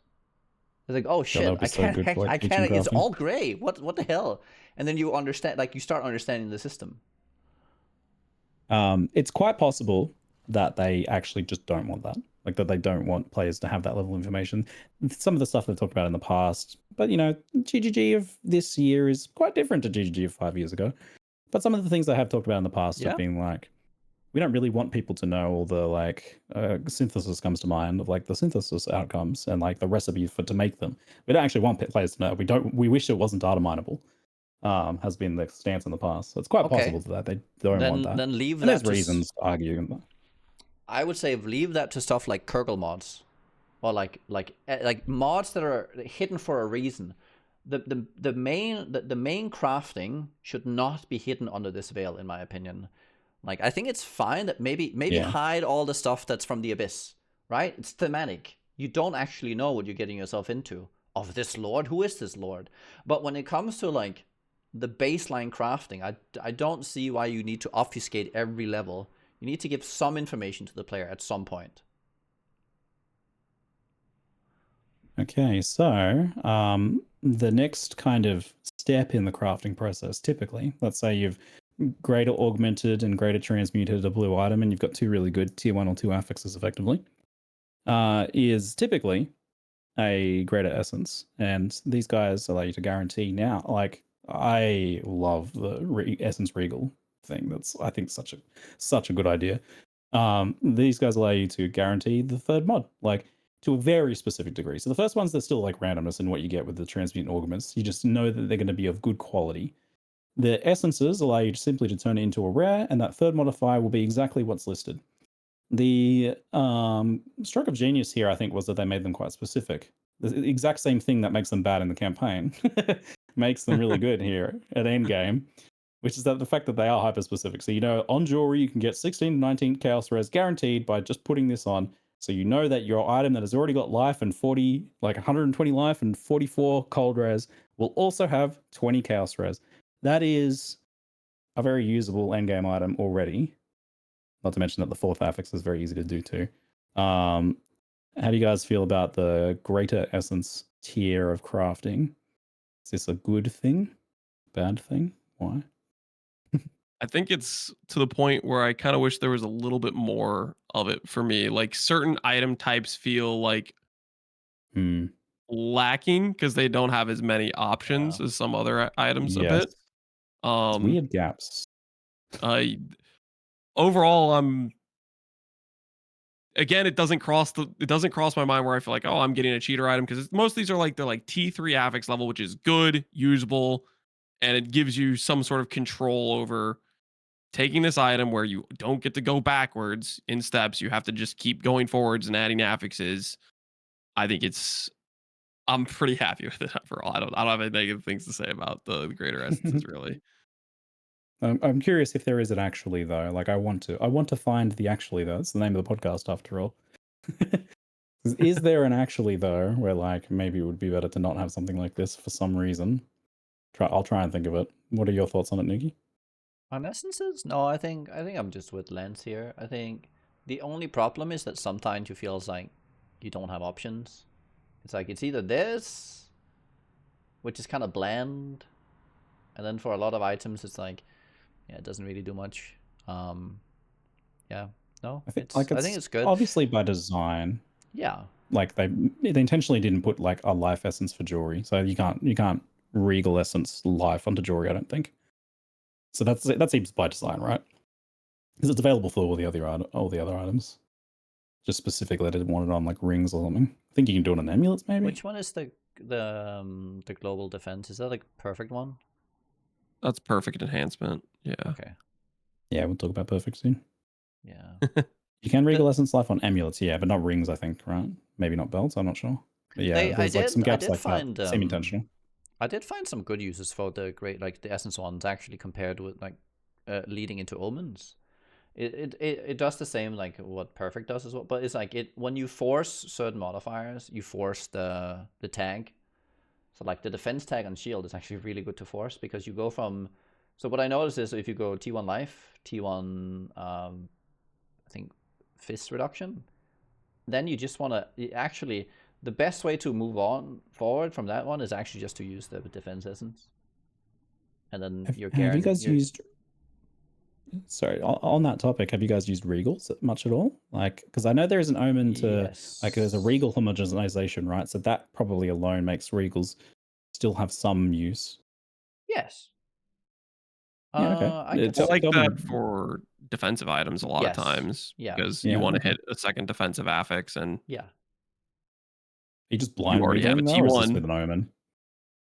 This is just homogenizing omen, I think, combining with the regal. Yeah, because if you don't do that, it's way too broad.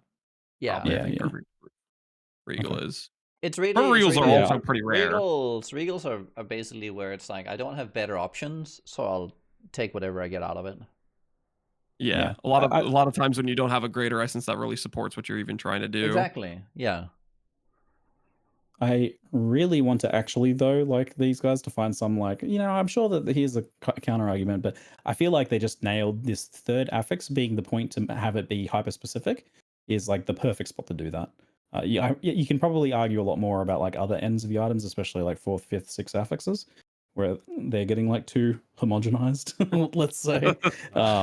But I feel like guaranteeing your desired third mod, it just feels really good. So I'm a big fan of those guys. So we'll go then into the perfect essences. So that's the next tier, and they do function differently. So this is when essences start removing and adding affixes, and they still have a specific affix, which is really important part of this. So this is my perfect example here of a perfect essence. Perfect essence of battle is a pretty significant and easy to visualize one.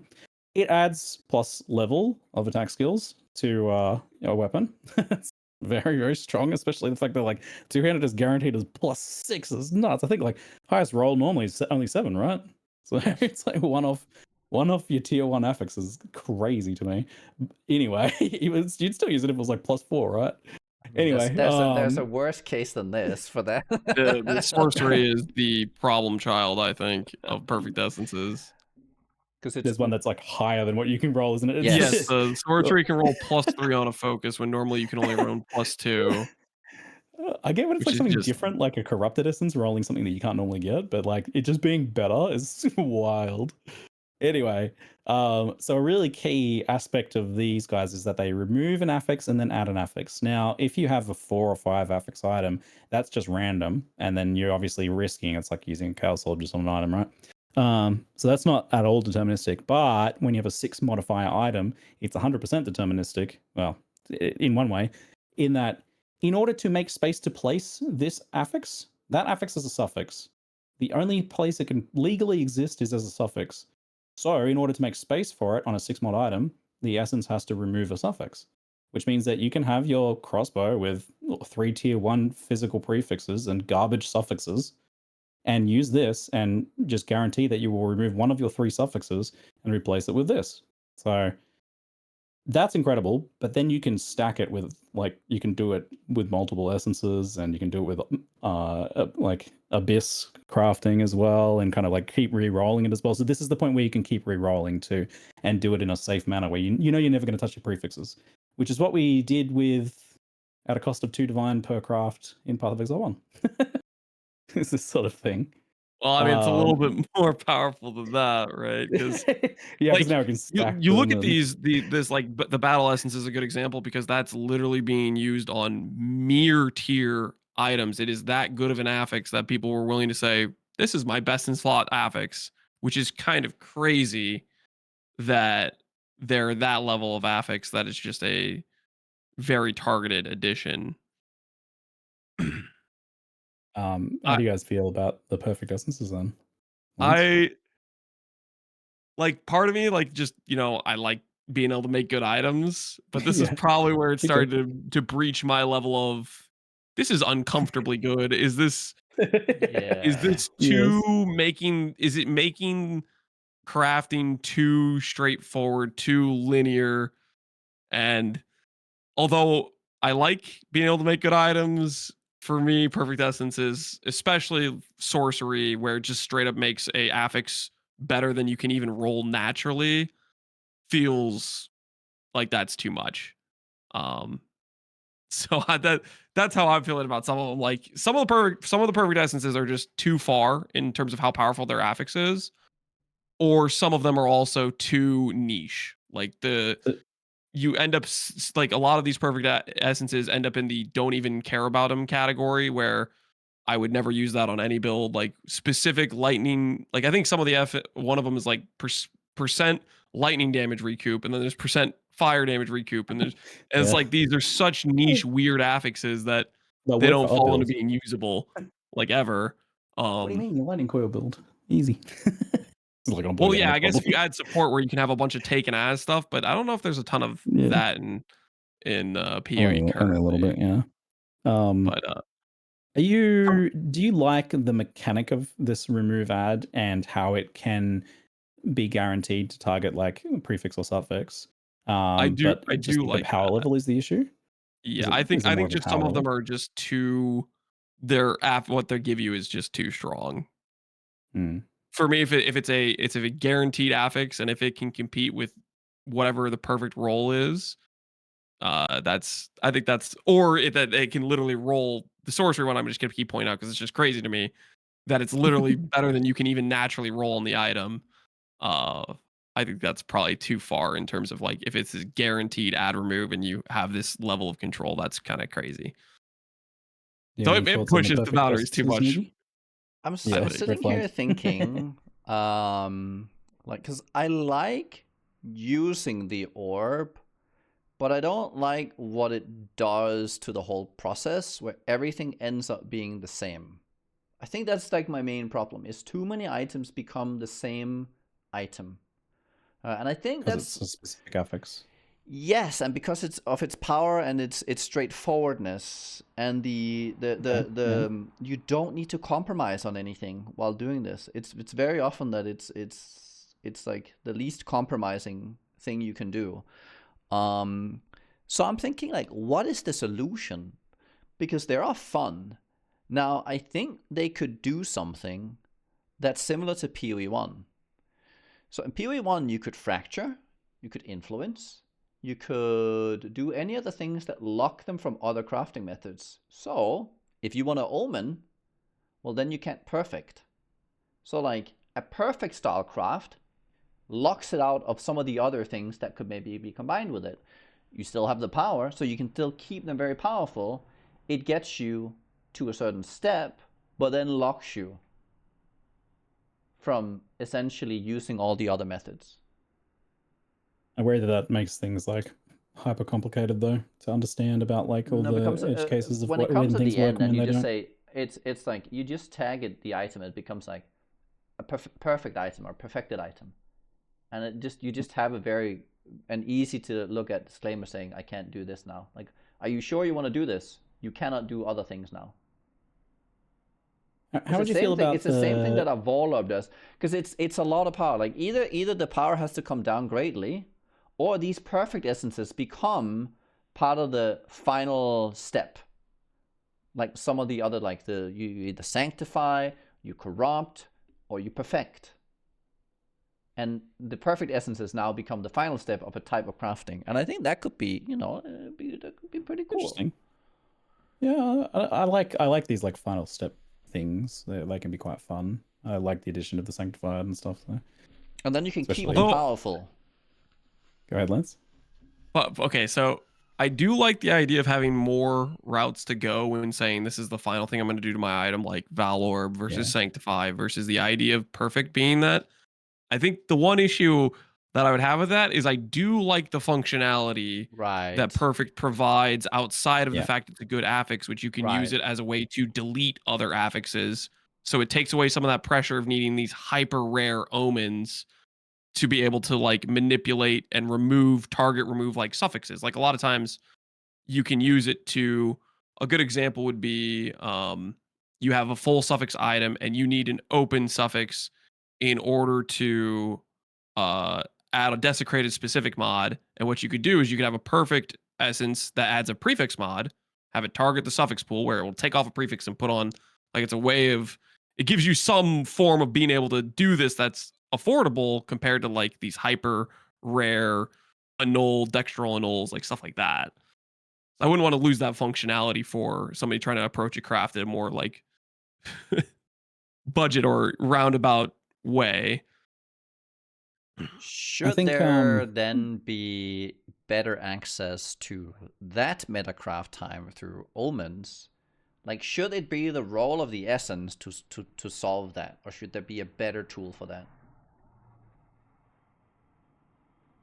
I like it as a because you are settling in some point. Like if you Right. have the guaranteed annul, you're like, okay, I just win 100%. I get the suffix gone.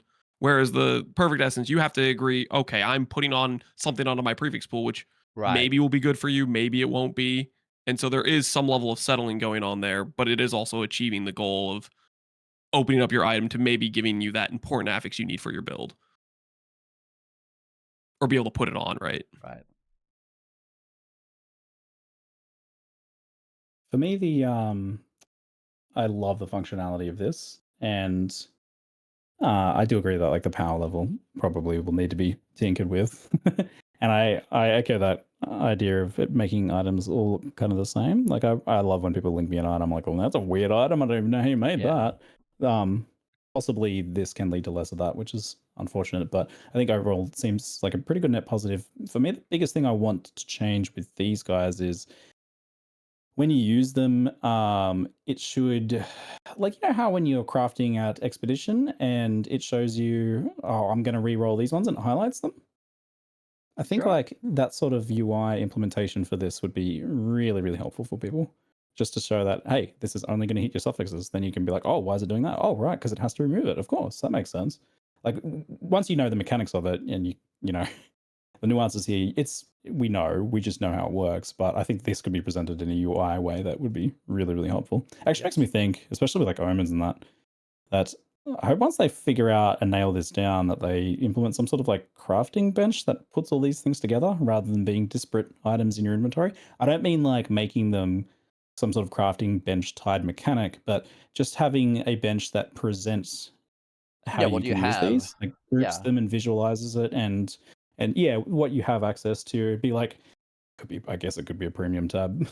Not opposed to giving the money if they earn it, but some sort of way of presenting that process and the impacts of it and what options you have at any point in crafting, as alongside of things like that, where it's showing what affixes are being impacted and showing what. This is my dream at this point. I'm just, oh, imagine. Imagine the dream of a crafting where it shows you what affixes you can roll in a little pop-out box if you hold a modify key, and there's a bench that shows what things you have and what they do. Woo. And then whenever something Would is be awesome. applicable, it highlights, like, you can use this orb now. Like, it just like glows up. Like, that's applicable to the item, and you can see all the orbs you have. And it's like, oh, I can use any of these items, and you click one, and then half of them gray out. It's like, oh shit, okay. Yeah, like that. I think could be. They will definitely have to nail down like the kind of like the finished product in order to be able to make something like that work. I'm sure, but Yeah, sure. seems like it would be a bit impractical to design and code that now. But down the line, maybe that would be the dream. So the next tier of things is starting to dip into omens, and we have. Firstly, we have things like the omens of sinistral or dextral. Now, there's a few different types of these guys. So this one I brought up in The particular best. affects abyss crafting. These are the best. Yeah, but there's also ones that affect regaling. There's ones that affect exalting. There's ones that affect annulling. I feel like I'm missing one. There's probably something else there. Essence. But chaos or essence. Yeah, there's actually one for essences, which is funny. So we talked about like Mhm. how you can guarantee it be a suffix or prefix, but in situations where you can't do that, there is an omen for that. So there's quite a lot of these, and that's part of what's contributing to the like. There's so many omens. How am I supposed to understand this? This is way too confusing. Honestly, a lot of them do the same thing, just with like a slightly different flavor, so that they can kind of make them rarer for more impactful crafting events. So the way that this works is pretty straightforward, I think. When you activate this and then do the specified craft, so in this case, applying an abyss affix, it will make it affect either prefixes or suffixes. Very powerful. You can do a lot of things with this. What do you guys? How do you guys feel about the dextral sinistral thing? Then the prefix suffix omens and their impacts on crafting. I love the prefix suffix targeting. Yeah. I don't think this is something that is necessarily a problem child in terms of like item editing, but it lets you think about, do I want to address trying to work on my prefixes first or my suffixes first? And you can kind of form a plan around that. And I think giving the player that option to think about how they want to go about putting their item together is pretty important for it. The So opposite I'm of a what big fan Nugi of was these. concerned about. Yeah, it seems like where some like essence was like narrowing your crafting options. I feel like these expand them. Right. Yes. I feel like these guys make more options in crafting, and that's a good. I think that's a good thing, especially because this is you're doing this at the point where you're like at a 4 affix item typically, so that you want there to be lots of different routes at that point. I think, like there being only like 1 or 2 routes earlier in the steps of crafting items makes sense. I think, but I like that this is expanding that later. I think that one of the things about this I like a lot too is it expands the. This is one of the situations where I'm like, this is different than PoE 1 and I like it. Is PoE 1 is always you either do your suffixes first or your prefixes first, and then you do like the meta crafting and that sort of thing. This feels like I can kind of build the item out on kind of both sides of the fence sometimes too, where Yeah. you're like, if I do this affix over here, and then I can use that to target something on the other side, like that has like some unique properties to it. That's obviously a tie-in to what we're going to talk about later, homogenizing. Yeah. Yeah, so it seems like a huge net positive, like expanding options and things like that. Did you have anything to add or any other thoughts about these sorts of omens, Nugi? I mean, I like them too. Like basically the whole omen package, I think overall has just enhanced PoE 2. I would actually argue that PoE 2's crafting is now better than PoE 1's. Through the base crafting system, I think it's a much improved just baseline than we ever had in PoE 1. So that I would Honestly, say that. don't disagree. Honestly, I think like it's a reasonable thing to say. On this one specifically, I like one of the things I really like about it is that you can basically check whether or not you hit the thing you want before you move on. And I like that, right? It's like I'm just gonna check if I hit this movement speed. If I don't, I'll just chuck the item, and it's a low risk chance to check something on an item that's almost there and to see if I want to continue. So not even if you're even just doing the full item, it's just like a check is just nice. That's kind of how I've been using them sometimes as well. But yeah, I like them. I don't know where, I guess I didn't add the picture for these guys, but Omen of the Sovereign, and this ties into the Abyss crafting items themselves. So the Abyss crafting items themselves allow you to add we'll just call them veiled affixes, which is an unknown affix to an item to an extent. And they're broken down into like different item types, so that they're different prices. Like you can do it to a jewelry, and that one's a bit expensive, and you can do it to an armor piece or a weapon or something. But there's something for everything there. And then you go to the pit, toss it in, and you get presented with 3 options, and you get to pick one of the 3 options. So I guess we should probably start with Abyss crafting overall before we dip into the Omen modification of it. How do you guys like the Abyss unveiling crafting process and the impacts it's having on making items? I think it's great. Like the using it feels good. The double tap as well. If you know it's something that you care about, and double tapping, and then I think one of the things it kind of forces you to do is be open to settle. And I think that's like that's a core thing that really needs to be emphasized in PoE and be taught to the player, is this thing, the needing to settle. So I think that part from the that part I really like. I mean, obviously you can remove it and go again, but that's a really expensive thing to do. You need like the leech thing. Yeah. Pretty rare. Yeah. Yeah. Only complaint I have with the Ulaman and all these, some items it doesn't work on. Yeah, it's bugged. It's actually bugged. Yeah, that's annoying. I think I had something Apparently else. you can like, so what the guys are talking about, there's the situations where you try to use these things on something where it should work, and it just says nope in chat. You get a little message that says nope. And apparently there's some cases where you can spam click and it'll eventually work, because it's like trying to roll that's something for that is non-functional. Right? Oh. Yeah. Crystal It's trying to hit the wrong thing and it fails, and you can keep doing it until you hit the right thing. That's really weird. Obviously, some bugs to fix there. Yeah.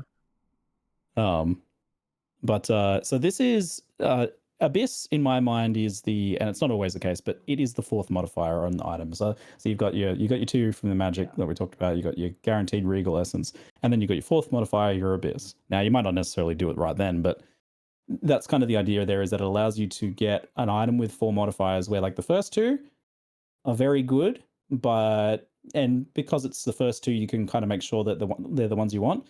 The essence is exactly what you want. And then this one has a very good chance of being what you want, but there's going to be some variance, and you might settle for something that is a bit different but still good. That's what I really like about this, is that it makes that fourth modifier within reach have interesting variants, be a little different. Like the modifiers are weird. Some of the modifiers are weird. I think that's a very good place for that to be on that fourth modifier.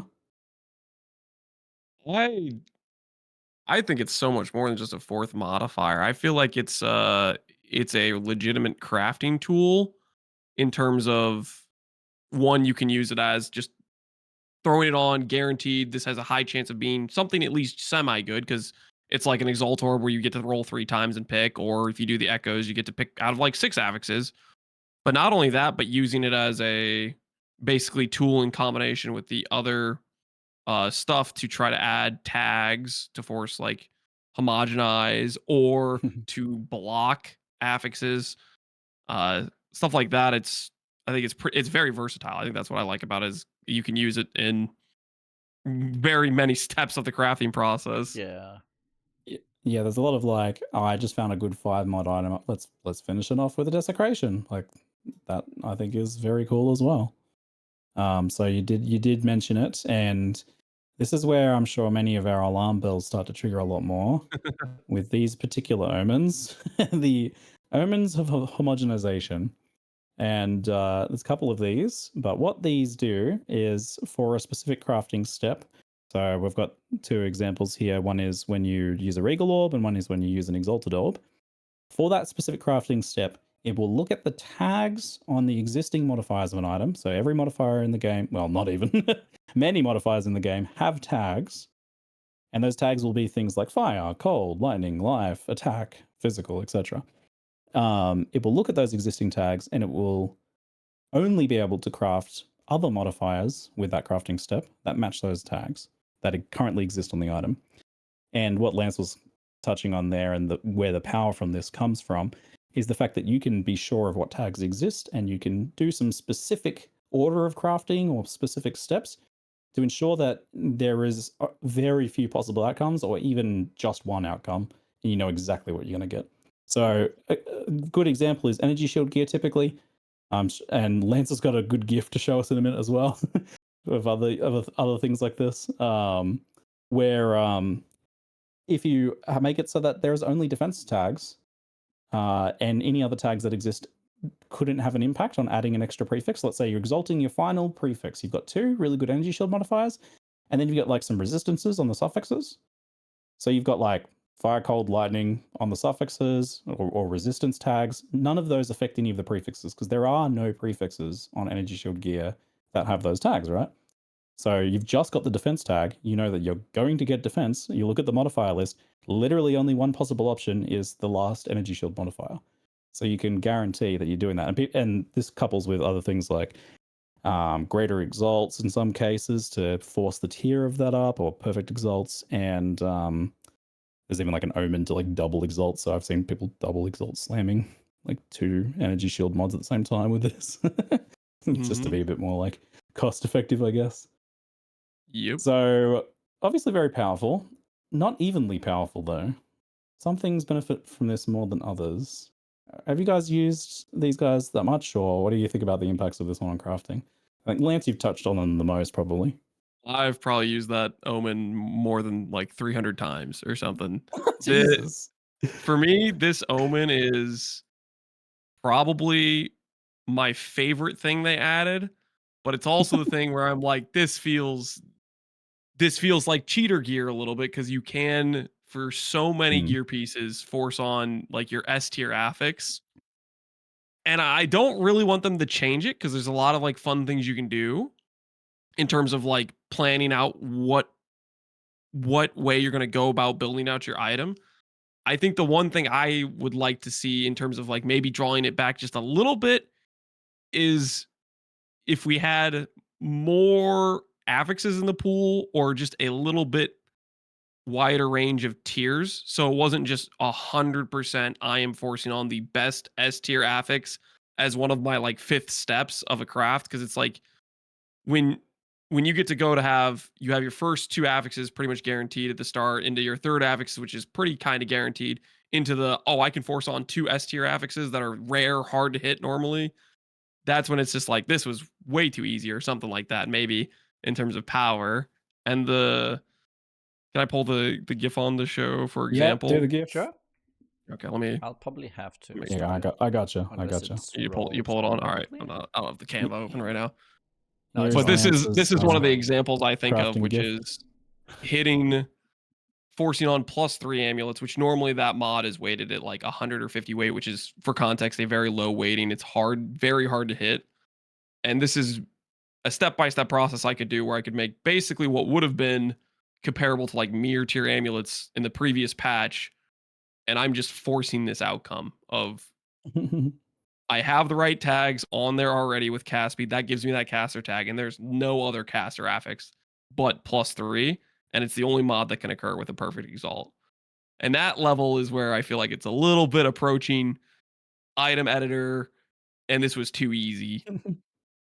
So I think some level of difficulty added through a bit more affixes in the pool to like add some variance to it, just some degree. But overall, you're like double exalting crit damage at the exact same time on each of those 3 amulets, right? Yes. Like you also know you're getting that.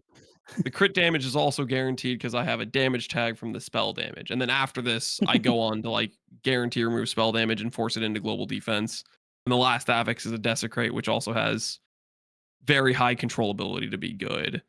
But it's like it feels like a cheater item, but at the same time, it is probably my favorite omen by far because it's the thing that makes you think about how you're going to build this item out, and it makes the crafting in PoE2 feel like this nice little puzzle where I'm like, okay, I'm gonna try to craft this today. Let me look at the affixes I can hit.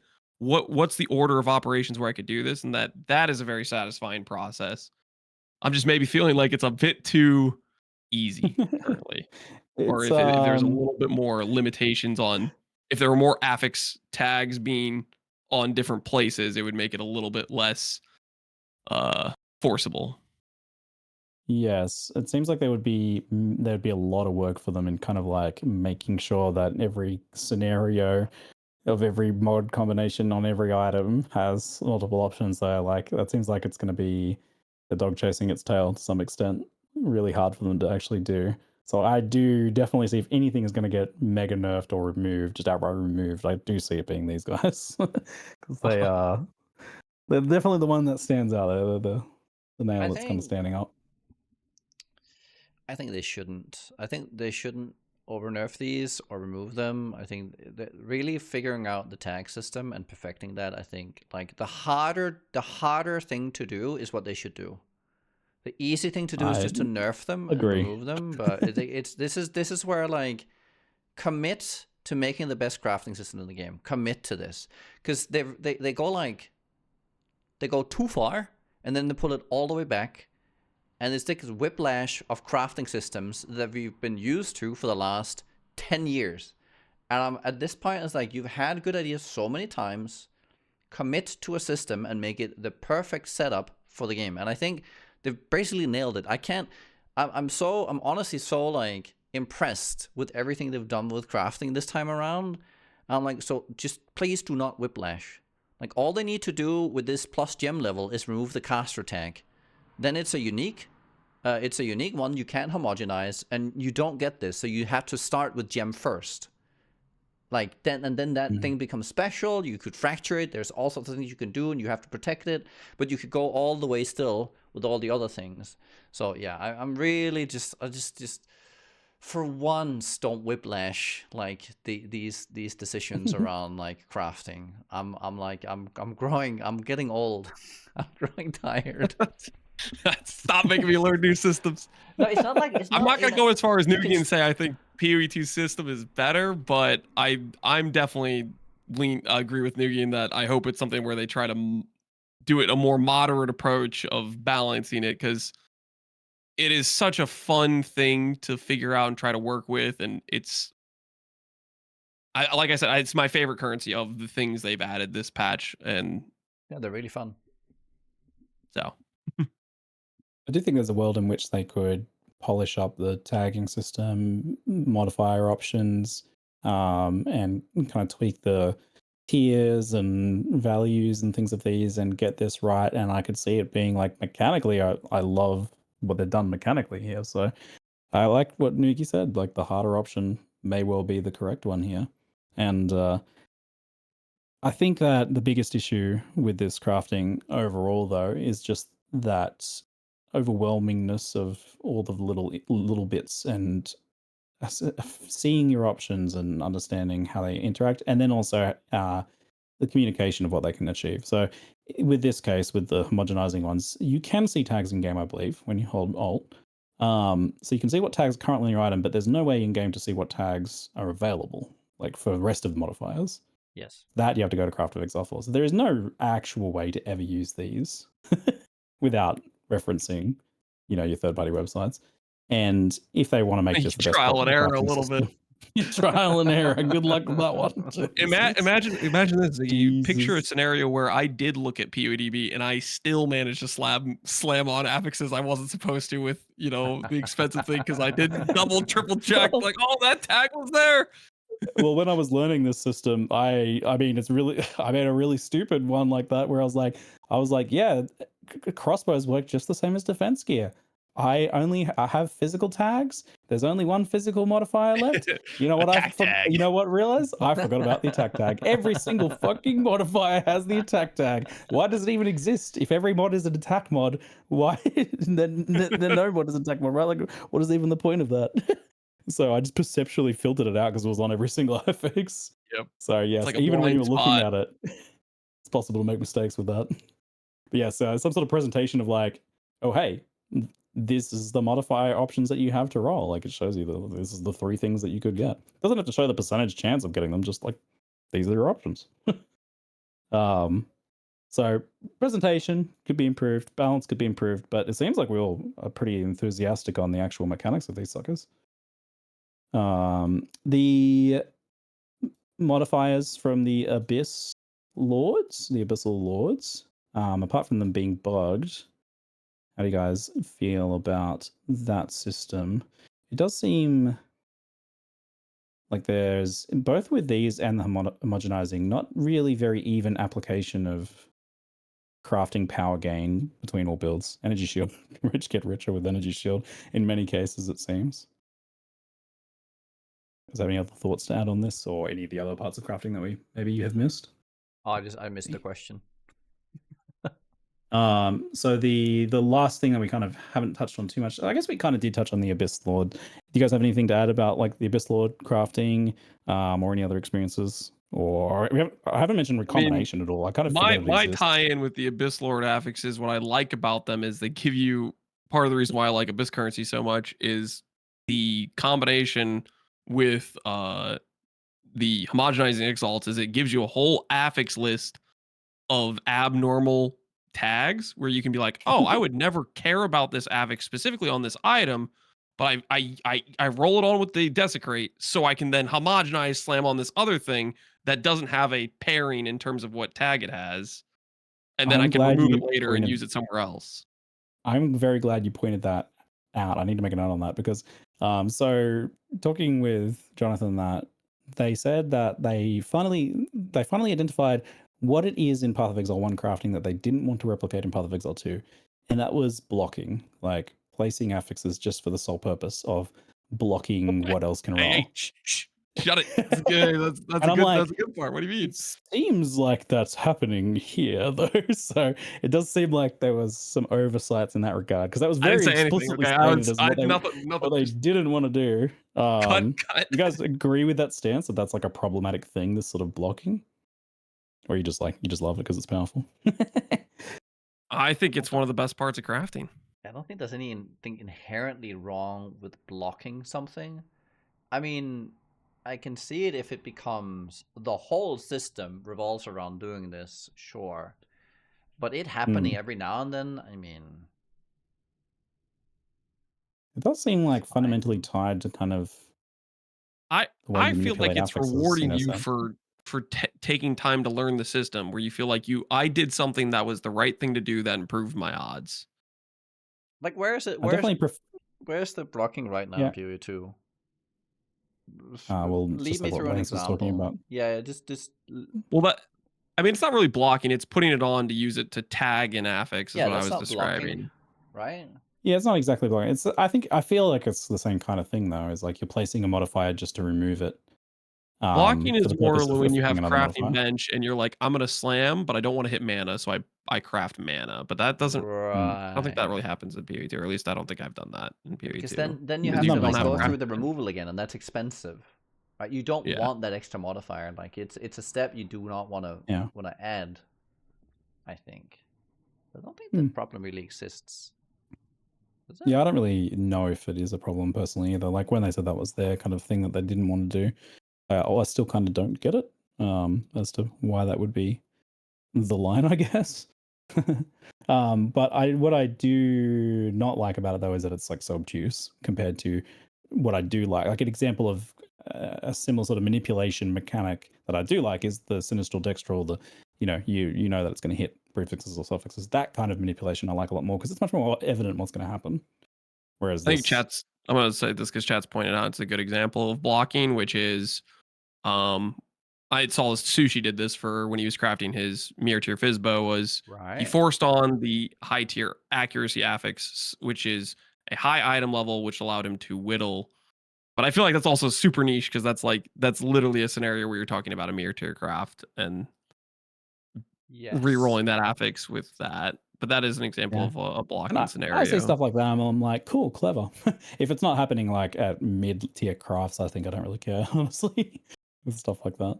Maybe that's where Jonathan cares, I guess, in terms of blocking. I don't know what the context was when he was talking about I don't know exactly on that one. I'll have to ask him next time. All right, so there's probably something to be talked. Yeah, I think we can probably move on from crafting unless you guys have something to add. It seems like overall we're pretty enthused mechanically. Just need some balance and some communication improvements, which I could see happening. Excellent. I think we're right on our timeline for a 3-hour podcast. Oh God, let's speed things along then. We won't talk too much on Endgame because it's been established that like it's not really much point in waxing on about like towers and stuff like that because the next expansion is the big Endgame thing. So until they start talking about that, there's really not too much to say. The main thing is just I guess that they added a lot of new content this time around, a lot of new maps and unique maps and things like that, and Abyss as content. How do you guys feeling about the new content? Just kind of very briefly. Way better than the past new content patches they've done, I feel like. Well, I mean, I'm just comparing to Izmiri Spirits, but for me, the Spirits were this thing that I just want to run past. I don't like it all. And Abyss is, I'm happy to jump in. I'm enjoying fighting it. It's a bit too visual heavy, makes computer lag. The only way I crash in this game is usually related to Abyss maps. But aside from that, I think it's a pretty big winner in terms of a mechanic that I want to engage with. It's rewarding. It has some fun stuff going on. And has some cool crafting tied to it. So like I like it overall. Maybe the one criticism I would give outside of like the visual stuff is the boss was pretty disappointing. It felt like it had this cool build up to it, and then it just was like not a very I didn't feel like it was a super interesting fight overall. Is it a tiered one where like there's like a lower tier of it and then later you get a higher tier of it, or is it just the one off? You just like fight it 5 times over, and it has like it doesn't really do much until the last version of it, I felt like. Yes, I do feel like that sort of design is anticlimactic.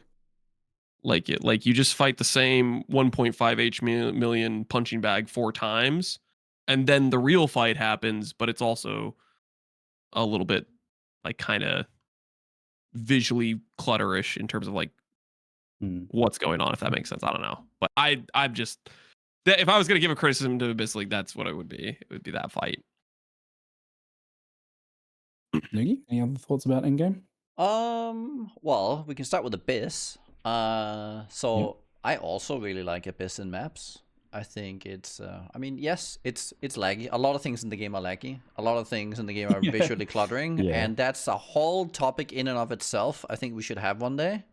So we'll leave it at that. But it is fun. I like putting things in. They pop out.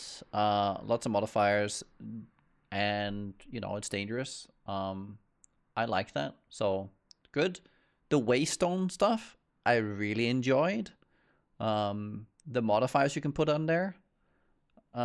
Is because like it makes you really look forward to your next big Abyss map, or it just makes another map like a little bit more special. So I really liked those. On the boss, for the Abyss boss, I think the final stage is actually really good. I think it very much ties into what the Abyss is. Because it's a lot of darkness and things. I think thematically it really worked. I think, were there a time where there wasn't a health bar from the last boss? Was that intended? I think it always had a health bar. No. So if you respawn a checkpoint while you're fighting him, he doesn't have a bar in the second try. I'm like, that actually is kind of cool. You don't know how far you've gotten him. You're in the Abyss. It's pure darkness. Sounds like a bug, but honestly, I feel like it could be a mechanic. Like for the last bit, right? You get pulled into the Abyss. Bug. The first three are like they're so mild. Like what? It's I agree with that. Nugi, did you play hardcore? Did you ever get the laser bug? Just out of curiosity. Laser bug? Where the laser, it's like a degen laser. Did you ever have it where it's stuck on you and you literally had to just leave the fight until it? No. I'm assuming you didn't, because it was a bug where these lasers like that do a pretty heavy degen, that would just last forever, and it would just kill you, or you'd have to like leave. Oh no, so that didn't happen. The bug didn't happen, but the fight is. I like the fight, and like dodging through the mirrors and everything, and like managing the balls that follow you and the slam that comes in all the time. The thing is, you play an overpowered build, so you don't actually know how the fight feels. Yeah, that is fair. I have no idea what the fight is. That is probably a large amount of my criticism. So I think it's a bit of a that's honestly that's like we'll talk about that later. But yeah, no, as content, I thought the Abyss content was just overall. I don't like the Abyssal Depths though too much. They're kind of bland. They're always the same. They have the same layout. You go the same way. Very rewarding though. It's fine. Found them quite juicy. Yeah. I mean, they can be, but I don't know. I find them like, okay, maybe it's gonna drop one of the orbs, and everything else is just kind of boring. Because like it's a lot to go down there. Everything is always the same. It's the same like setup every time. I don't know. That was kind of boring. So I liked it better in PoE 1, where you didn't really know when there was a boss, unless you knew that you needed to look at the loading screen. But that part where it's like you don't really know what you're gonna find in the Abyss. I think that should extend to the Abyssal Depth, and at any point where you find it, like the fixed layout, I think is bad for that one. I see them expanding that out with a bit more variance in the future. Seems like a really good start for Abyss, though. Abyss, pretty stoked on Abyss overall. Like apart from performance and visibility issues, it's just a game broad thing. I'm also rather keen on just how much content they're beefing out the end game with, and just to add the variety. Like, I feel like we've got a lot of map tile sets, a lot of unique maps, things like that. There's bigger things to do with exploration. Exploration for me is a key of what I think will make this end game feel good long term. But for now, at least, I feel like there's like 2 or 3 things on screen I want to go look at whenever I'm, revealing a new tower or something like that. There's always some breadcrumb for me to follow. And that, I think, is a really good starting point for that. So it's definitely picking up there. The addition of sprint helped a bit, But my biggest problem with Endgame right now is that it takes a long ass time to do anything if you're prone to distraction or have limited gaming time. Like I am, both of those things have been me a lot this time. It feels like you can spend a lot of time doing nothing and getting nowhere. Some maps just take a really freaking long time to do, especially when it's just to clear out the rares, and there's 50 of them. It's a gigantic ass map, and then there's various other bits of content in there. It's just going to slow it down a little bit more, and it's more problematic when that is just not that interesting content, when it's some travel maps full of stuff without much going on. So just the pace at which it takes to move around and get to the interesting stuff feels like a big investment. And yeah, I mean, I definitely walked away from a day where I was just like, oh, I did nothing. I got nothing done. 3-hour session. You know, we need Siggy. What's that? We need sprint for the Atlas. Get me sprinting on the Atlas as well. I mean, more ways of maneuvering around or changing travel. Speedier maneuvering. Do we really need to run the nothing on the maps all the like? Is that really the tax we need to put on players all the time, like to maneuver over? I want bosses in like every map, and it's like no. And if you're gonna travel, make like a dedicated travel map that's like a really quick, fun encounter, like an ambush on the road or a bridge that you have to battle across, or just a boss fight. Like it's just something quick that you do, just something snappy, and that gets you a boop, bam, bam around, and then you to your next juicy big map. Here's what you add to Abyss. Abysses connect to other abysses. Oh yeah, tunnel around the Atlas. Yes. How do I unlock my car? Is there a certain town I have to go to so I can like restore the car and then drive that around, like in Fallout 2 or whatever it was? Get my vehicle to drive around the map, please. Can we just ride the Eagles into Mordor? What's going on here? Okay, we're gonna try and speed things through because I feel like some of these topics have the risk of going very long. State of defenses and warrior, and some of our predictions. Firstly, let's talk about the predictions we made previously. One of them was about deflect. The question was, will deflect be easily capped? I think we all said no, right? Yes. Actually, I don't know. We didn't do. So here's the thing: we didn't actually do anything. Oh, we didn't actually do it. You made a decision to say, "Hey, the way the conversation went, we don't have enough information, so we're not going to make any predictions." He has receipts. Yes. Okay, I see. Yeah. That's why I didn't write anything. Did we make a prediction on non-evasion builds using deflect? I feel like I definitely made a prediction on that. I think we wanted to make the prediction, but I think we forgave all of the.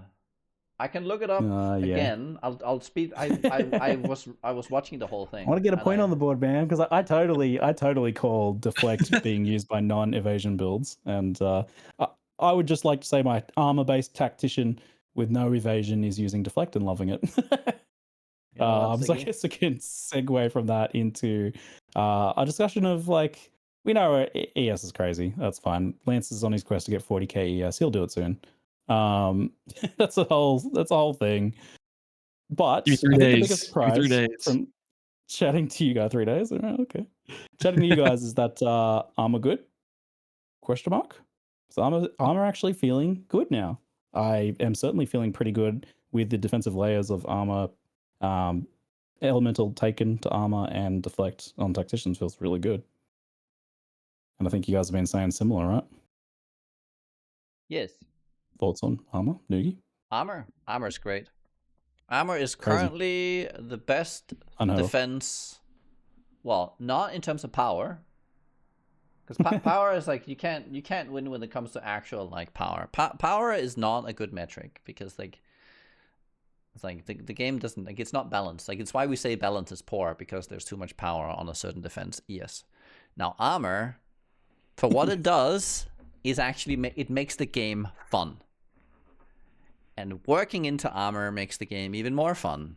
The fantasy of armor is almost there all the way. The only thing that makes it a little bit weird, though, is like, if you think about armor, you also think about tanking a big hit. That doesn't really exist. So there is a gap there. Otherwise, that's probably where God comes in. But maybe you can talk to that. I haven't seen guard being very effective. I look at the things. It's such a brief thing. So Lance and I had a big discussion about this yesterday. Well, like in terms of like who gets to pay the price of, you know, reaction or prevention, right?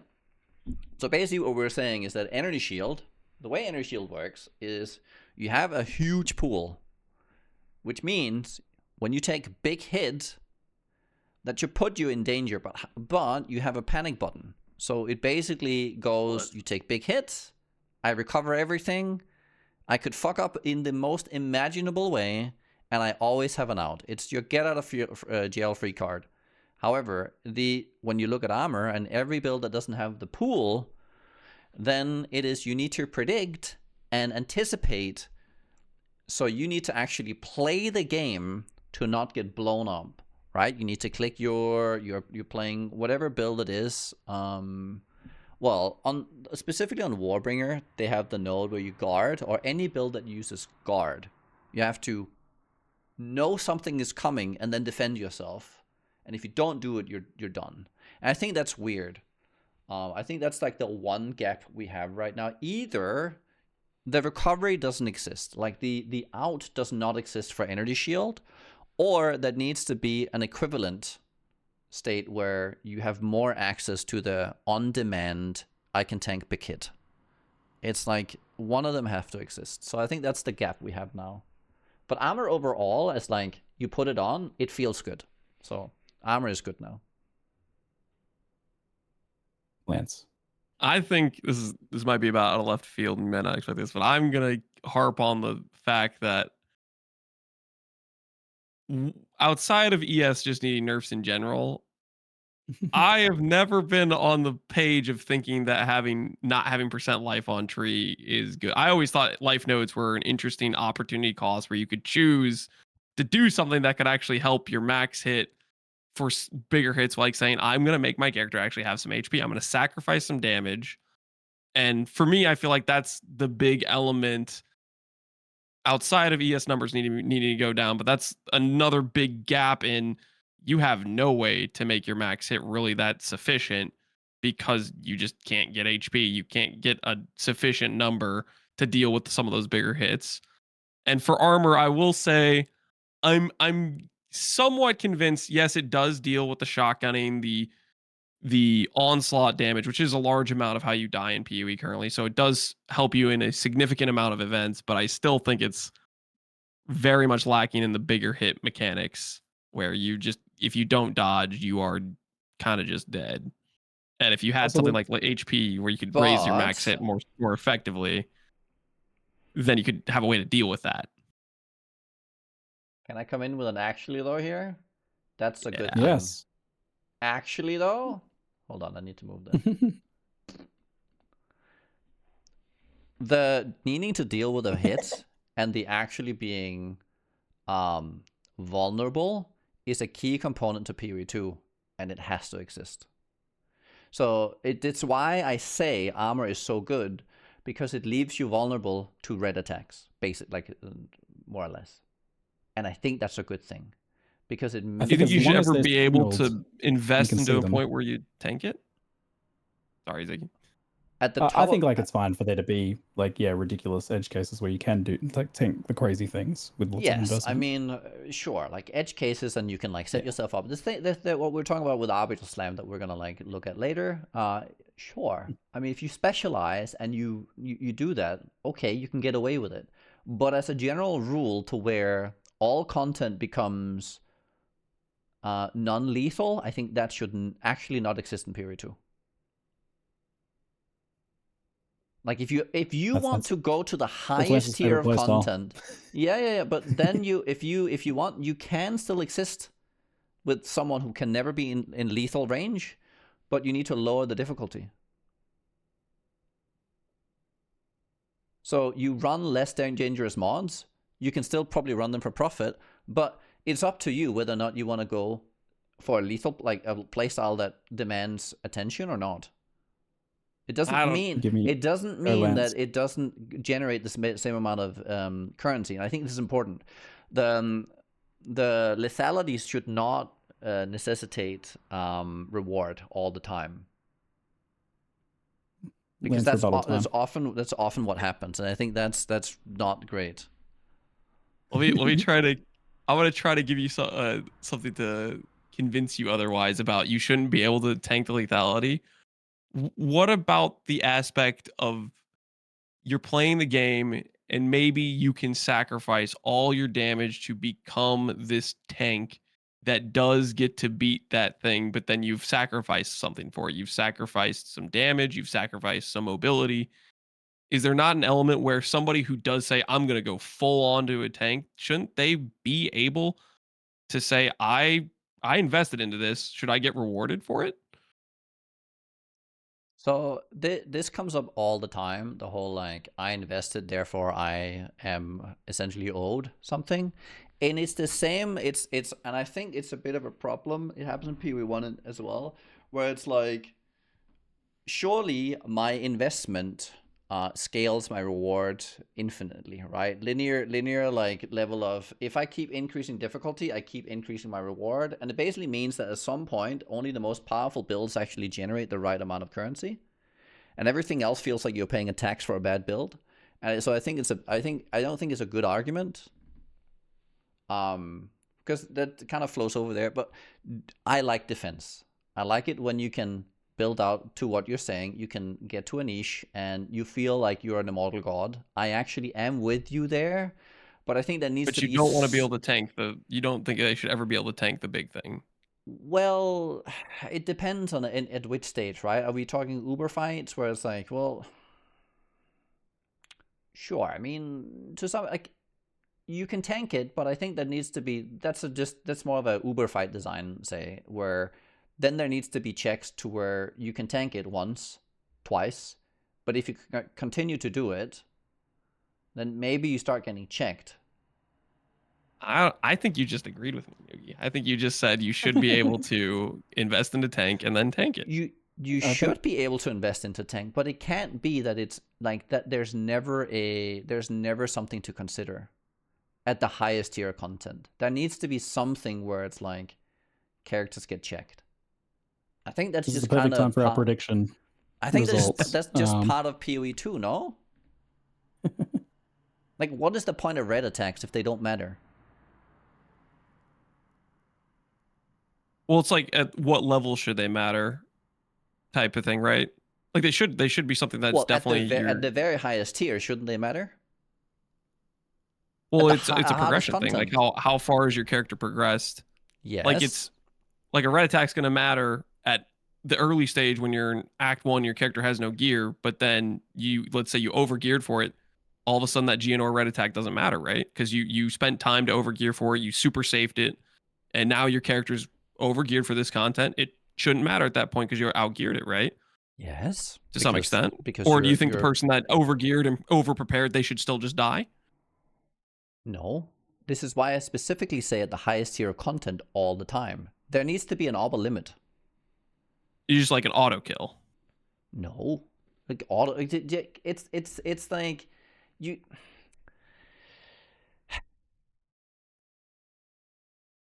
Like, let's say Uber Arbiter, yes, you can get it so that you can like tank 1, maybe 2. Like, realistically, you shouldn't tank any of his like biggest hits, but you can do it. But I think it's bad whenever you end up in a situation where you tank every single one of them and the fight basically doesn't exist anymore. I think it's good that you can get to the point of power where like the one thing you are absolutely not supposed to eat, you eat it. You maybe eat it twice if you have a really good character. 3 times, now you're pushing it. Like that's the level of balance I am hoping for, to where it's like, once you get to the top level of gear and you go to the top level content, there is some level of like check, either through skill or through gear. Like if you get 3 outs, that's a huge deal from having no outs. That is building defense. In a large amount, I agree with you. The check should be very hard, but for me, I've always liked the idea of there's this incredibly hard hit, and most whatever build you make normally cannot do it. Yes. But it's like kind of some like goal thing where eventually maybe if it's not tankable now, okay, maybe next patch we'll get some other things that I can try to make a better character. Right. Maybe I can beat it next time. But Yeah, I like, think we can I agree don't on think that. it should be on auto kill. I think there should be. It can be a But I didn't say ridiculously high auto number. kill. Yeah. No, I was just using that term in terms of like, if you can beat it once and your character consistently can recover or whatever, you're gonna beat it repeatedly. And you were saying you can't beat it 3 times in a row. Or you're like, not necessarily those words, but you get what I'm saying. No, Like if you can beat it like once, tank the big ability, right? Where it's like, yeah, if like you the keep corridor failing a phase, it happens mechanic, like 7 times in a row. yeah, then you probably die. At the risk of like extending the discussion to infinity, there's another like aspect of the kind of combat balance that is often been problematic for Path of Exile, and that's attrition, that's recovery. So Yes. there are situations where this whole discussion can be a bit more nuanced if you get to a position where like you can tank that slam, but hey, the attrition that costs you still means that it's probably still better to try and dodge it if you can. There aren't many situations where that is the case in Path of Exile, never in Path of Exile 1 and almost never in Path of Exile 2, I think. Except for situations where I guess where they brute force it or something where it's like anti-healing from Maven, which just never feels good. So do you guys feel like there's a bit of a, should the game be pushing towards more attrition and restricted recovery? I mean, certainly I think for Energy Shield it should be a thing to look at. I don't think I Yes. ever like the mechanics where they can turn off your recovery. Yeah, Like I'm always feel down for bad. mechanics like Shaper Ground, where it makes the arena worse, it's more dangerous, but I don't think it should be able to. I'm Soft never a fan fails. of this recovery method you chose to invest into doesn't work now, whereas this other Yeah, recovery it's method bad. does work. It's like an auto pass fail depending on what recovery method you chose. Like an instant recovery versus not. So we talked about how bad it is to like run out of mana charges for your flask in the campaign. I think like, and that even extends to life flasks in the campaign in a lot of cases. But I wonder in Endgame, like pinnacle content, whether running out of life flask charges and not being able to recover them is, and like that actually being a thing that you care because you've like, oh shit, I've screwed up like 6 times. Now I actually don't have much recovery left over. Is that like a cool like soft fail case that would add tension stakes to a lot of this stuff? Maybe deepen the discussion on defense stacking and what should be tankable and what's not?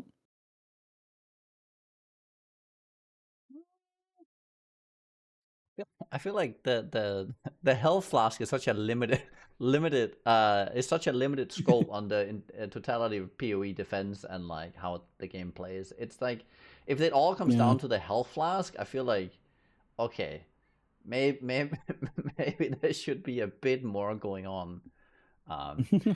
It's like because characters also they have leech or like recovery, and like you need to find the opportunity to get back to leech, and like maybe you're low on health. And I mean, surely it's not just a health flask. I mean, you do run into issues on certain builds, like where it's like if you're not really on the power curve, like yeah, you start getting checked on whether or not you have your potion available, and it starts getting difficult.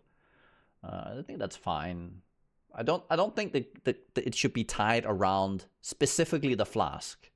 I think it'll be a bit No, boring. I don't necessarily mean the flask. I just mean recovery in general. So, like for example, if leech and regen was much slower and weaker, it would feel really bad right now in the rest of the game. But in pinnacle content, that could feel kind of good, where it's like, oh man, I just got hit. I'm for the next 30 seconds, I'd be real careful because it's going to take me a while to recover. Yeah, and those whereas that's states are kind of good. not really the case, right? Mm-hmm. That's what I feel like. That's honestly that I feel like more of that would be better because it feels very binary right now. Depending on some builds have this occurring, but then there are other builds where it feels very binary. It's like, yeah, I'm either alive all the time or not. So we had a prediction as to whether someone would tank Arbiter on life. And Nugi and I both voted yes, it can be done, but we kind of got trapped because we were like, we realized afterwards, we were like, oh man, there's no way it happens in like the first week. Oops. I still reckon that by the end of the league, we will be vindicated that someone will tank Arbiter Gigantic Slam on live.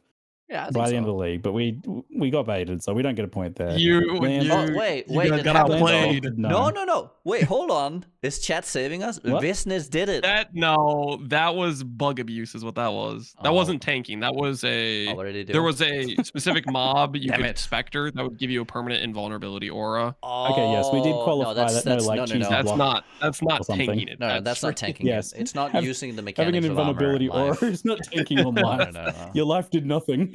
You could have had one life, would have made a difference. Do you know the max hit of the ability, Lance? Like how hard does it actually hit? I think it's in the range of 100k fire. Yeah, that's my guess. Like 80 to 100. Because I know it seems possible. Yeah, it's very difficult. So, end of league, last week of the league, I reckon we'll be vindicated. So we'll have to keep an eye on that. But Nugi and I don't get a point for that. I guess Lance gets his point for Lance a point. being a wet blanket. Wet blanket What? point to Lance. What? No fun point to Lance. I'm just cozying up to my 2 divines right now. And then we had a final one, which I'm given that we're at 3 hour mark or something. I don't even know if I want to bring it up, but because yesterday we were supposed to be planning the show, these guys ended up having their own hour-long podcast talking about Warrior. Oh my god! Okay, so this is our last one. We're gonna try and be very brief about it. Boys, promise, please. Okay. The prediction was, is Warrior buffed or nerfed? Because at the time, everyone was like, Warrior's been nerfed on the passive tree. And I was like, I played it. It felt really good. So that was the thing. We made predictions on that. And there was a side bet of, is it good? This is the problematic part of this conversation. All right, firstly, what were your predictions? I said Warrior is buffed. But I also said it's not good because it can never be good. That's kind of like a player perspective. You can't ever make the slow melee character good by many people's definitions, just by its very nature. So that was my prediction. We'll get the others and then we'll have to justify our predictions. Nugi, what was your prediction? My prediction was good and good. Like yes. He was double yes. Yeah, double yes. Big yes, believer. Okay. And Lance, you said no, I'm not a believer, and I think you did a double no. I was thinking this change will be a net downgrade for warrior life-based power. Okay. Do you still think do you think you were right? Do you think that warrior was a net buff or nerf now looking at it with the hindsight of 2 weeks and everything? Okay. I'm going to say if we do not include the power we got from crafting, I think the warrior is worse because a lot of the elemental damage working is the fact you can actually reliably craft good gear pieces, where the suffix starvation is you can actually make it happen with the crafting you have. And I also got scammed a little bit because they did kind of double the armor applies to Ellie mod pretty much everywhere. Like the affix tiers we saw.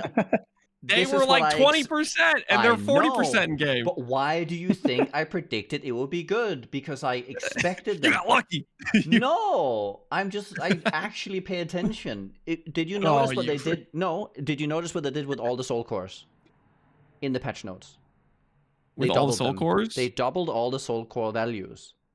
What does that lead you to believe? They're reconsidering the value of the armor like applied to Ellie. They doubled them there. I predicted that they were going to double them everywhere on the tree. They did, literally. Well, you were right on that. I still would say I think the endgame warrior last league was Smithic Atava, which got to go 90 all res. I still think that is a better kit than armor is currently because it works on both small hits and big hits. The armor currently does not work on big hits. I am not convinced it does. So this whole defending our position on our prediction thing is very fun, but I have to explain how it works. So there is, I think, no objectively correct kind of assessment of what even good or buffed means. Okay, so because there's so many different qualifiers or angles you can look at this from. Like, so Lance is looking at this from like the peak, the pinnacle, like, you know, the best case, most power focused perspective. I predicted I predicted buffed, but not considered good. And that's because the way that I consider good or buffed is, are people playing it and enjoying it more? Like, I think yes. I am seeing a huge uptick in the warrior love, the warrior enjoyment, and the performance of warrior in the campaign and endgame. And I think like very much from that perspective, warrior is buffed. And I'm even willing to say I might have been wrong. I said it would not be good. I say like, oh man, it's getting close. Maybe as close as it can be in terms of like this slow mace warrior stuff. So that's mine. Whereas Nugi's got his own separate kind of evaluation going on here. So say why you've earned your divine, Nugi.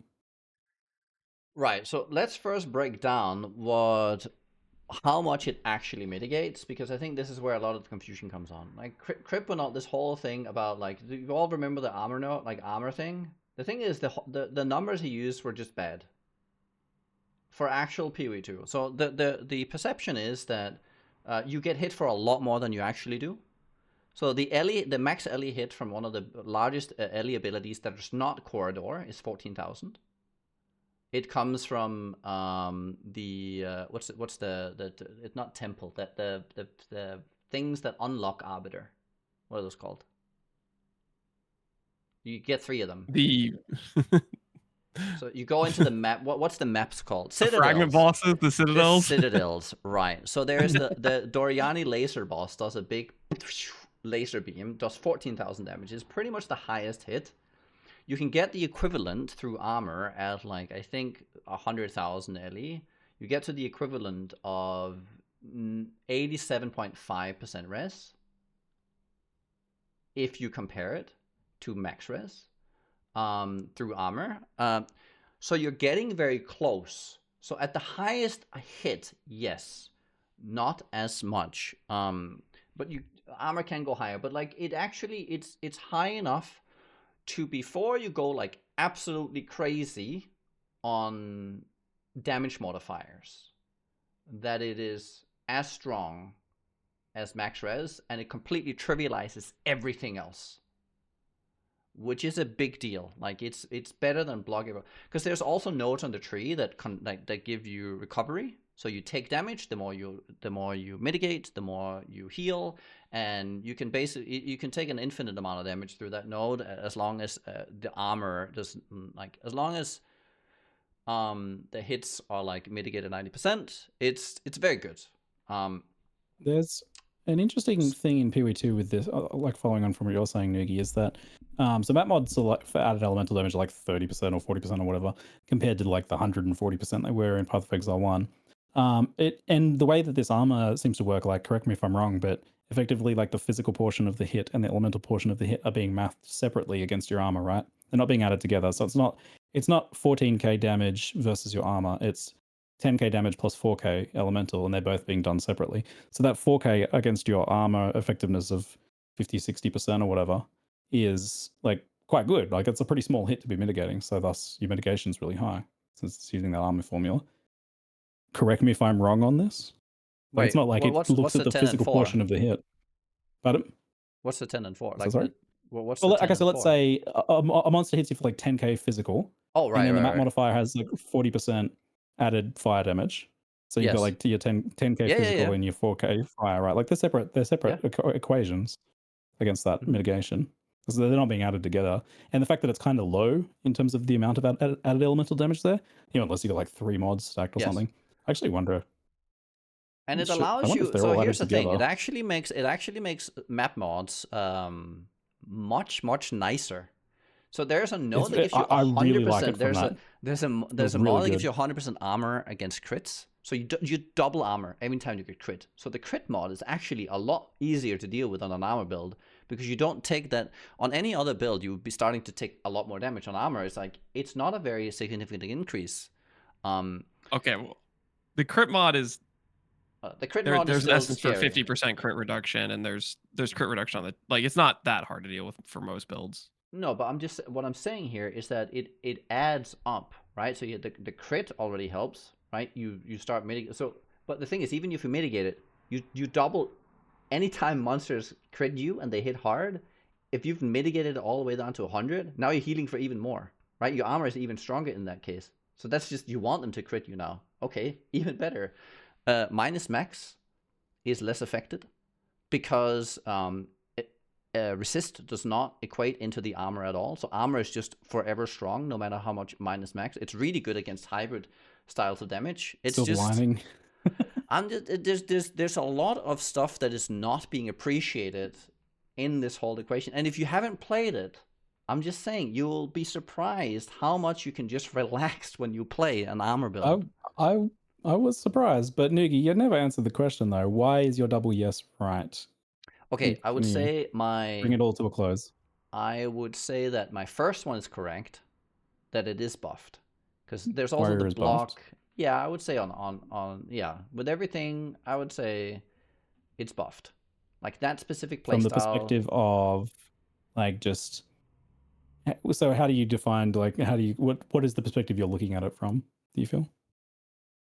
Like, an armor mace wielding warrior is now better. Yeah, but like from whose perspective is it being buffed? What use case? What, like, against what content? Again, like, say I'm looking at it from like, are people playing it and enjoying it more now? Is it a better play style? Is it a better play style build overall? Because you actually feel like the things you're putting together matter. That's a huge buff. But I also think in terms of power and the ability to play endgame maps without being rolled over is better now. Active block is really strong. This passive block is really strong. Like, all the things that killed warrior before were a lot of the time just all the ground effects, because you have no ability to deal with them, especially Ellie. Those are trivialized now. Ground effects that aren't dots. Yes, I mean, dots are still scary, but they were scary before. They weren't scary for 90 res. Well, it's physical damage now. That's the thing that's scary. The only thing that scares me is the Shade Walker in maps. Nothing else scares me. So do you think at the top end, Lance, that Warrior is probably a bit overall weaker though? To defend your no? I would say I would probably give it to Lance here. Only I would even concede. Okay, is it good in the context of, okay, maybe if by what he meant is if we're setting the good in terms of meta power, right, and the context is the power of builds, okay, then okay, no, it's not up there. I just have to say, it's so freaking funny that Warrior, like, to answer a simple question like this is like is so nuanced and debatable. It's just like for anyone else, it's just like, oh yeah, it's way stronger, but like it's just he's a complicated fella. The old Warrior, pretty hard to say. You can't just say he's buffed or not. There has to be a lot of qualification here. Did we earn our divines? I actually feel like this is a case where we might have all earned their divines. I feel like maybe you were a little bit sitting the fence between power versus kind of like I think we bet on different things when we talked about this. Like, well, that was clear when we. For context, Chad doesn't know, but me and Nugi argued about this for like 40 minutes or something last night. I couldn't stop him. I was physically having to try and pull them off each other. I just left. It almost came to throwing hands. It was close. I think a large amount of it was, I came at it from the perspective of overall power in terms of the meta, and Nugi's talking about in terms of game balance. Is it a good class? Like, you play it in the game, are you going to have fun? Does it do well? And I think I would agree with Nugi in the context of gameplay, just playing the class, not having any other outside influence by looking at what other classes can do. It can meet that mark. But I will even say, no, I will even say, like, your ability to generate currency in a warrior is perfectly fine. If you look at, if we take XP for a metric, there's plenty of warriors at the very top of the XP range on softcore. I think that's because, and the reason why XP is good is because the literal thing you do with XP is you kill monsters without dying. If there's multiple warriors especially on PoE Ninja, where it's like everyone's about, Deadeye is like triple tiers ahead of everything else. How come there's any even close on warrior, right? That shouldn't be the case. So you have Titan, and there's a lot of Titans, and they have really good AoE. They can propagate, and you don't need that much. Like the level at which you reach trivializing content in PoE 2 is fairly low. Like the bar is not that high. It's not like we need to deal with Valdo maps and stuff like that right now. It's so like you can do all content, all tiers. You can do on softcore. I can guarantee you, if I was on softcore, I would be running the 8 mod maps right now. Is that a div for each of us, Nugi? Is that a div for each of us, mate? Yes, I gave everyone. What do you reckon? Yay! Yes. Double-digit divs. Woo woo. Double-digit. I mean 2. Not quite double-digit. Well, I think at the risk of another 40-minute warrior discussion, I'm glad that we have established the difference in perspectives. It does seem like, if nothing else, armor and where that feels and is right now is probably closer to where they want things to be. That's probably like what matches PoE 2 much better. If we escape the power discussions of what's best. Anyway, there's a huge. I mean, I think, did all of us say game balance was one of our issues, or was that just me and Nugi? I mean, like it's objectively all over the place, right? Like, but I also my perspective on it is I really don't expect almost any level of game balance right now. Just that there is a bare minimum that they have to do for practicality. But you know, as we get closer to launch, we'll see how that changes. But anyway, fun podcast, fellas. We'll leave it there for now. Thanks everyone for watching. Well, we're gonna try and do a 2-hour podcast next time. Maybe. What do we end up with? I don't even know. It's over 3 hours, I'm sure. No, 2 hours and 50. No, not no. We're sub 3. We're sub 3. We didn't start sub 3 this time. We improved by 25 minutes. Sub 2 next time. Okay, all right. Yeah, I mean, let's aim for 2.5 hours next time. Let's be a bit more realistic, maybe. Alrighty. Thank you all very much for watching. Thanks, Nugi. Thanks, Lance. I appreciate chatting. Thanks, PoE with some other bearded dads. See you later, guys. All right, see you guys. Bye.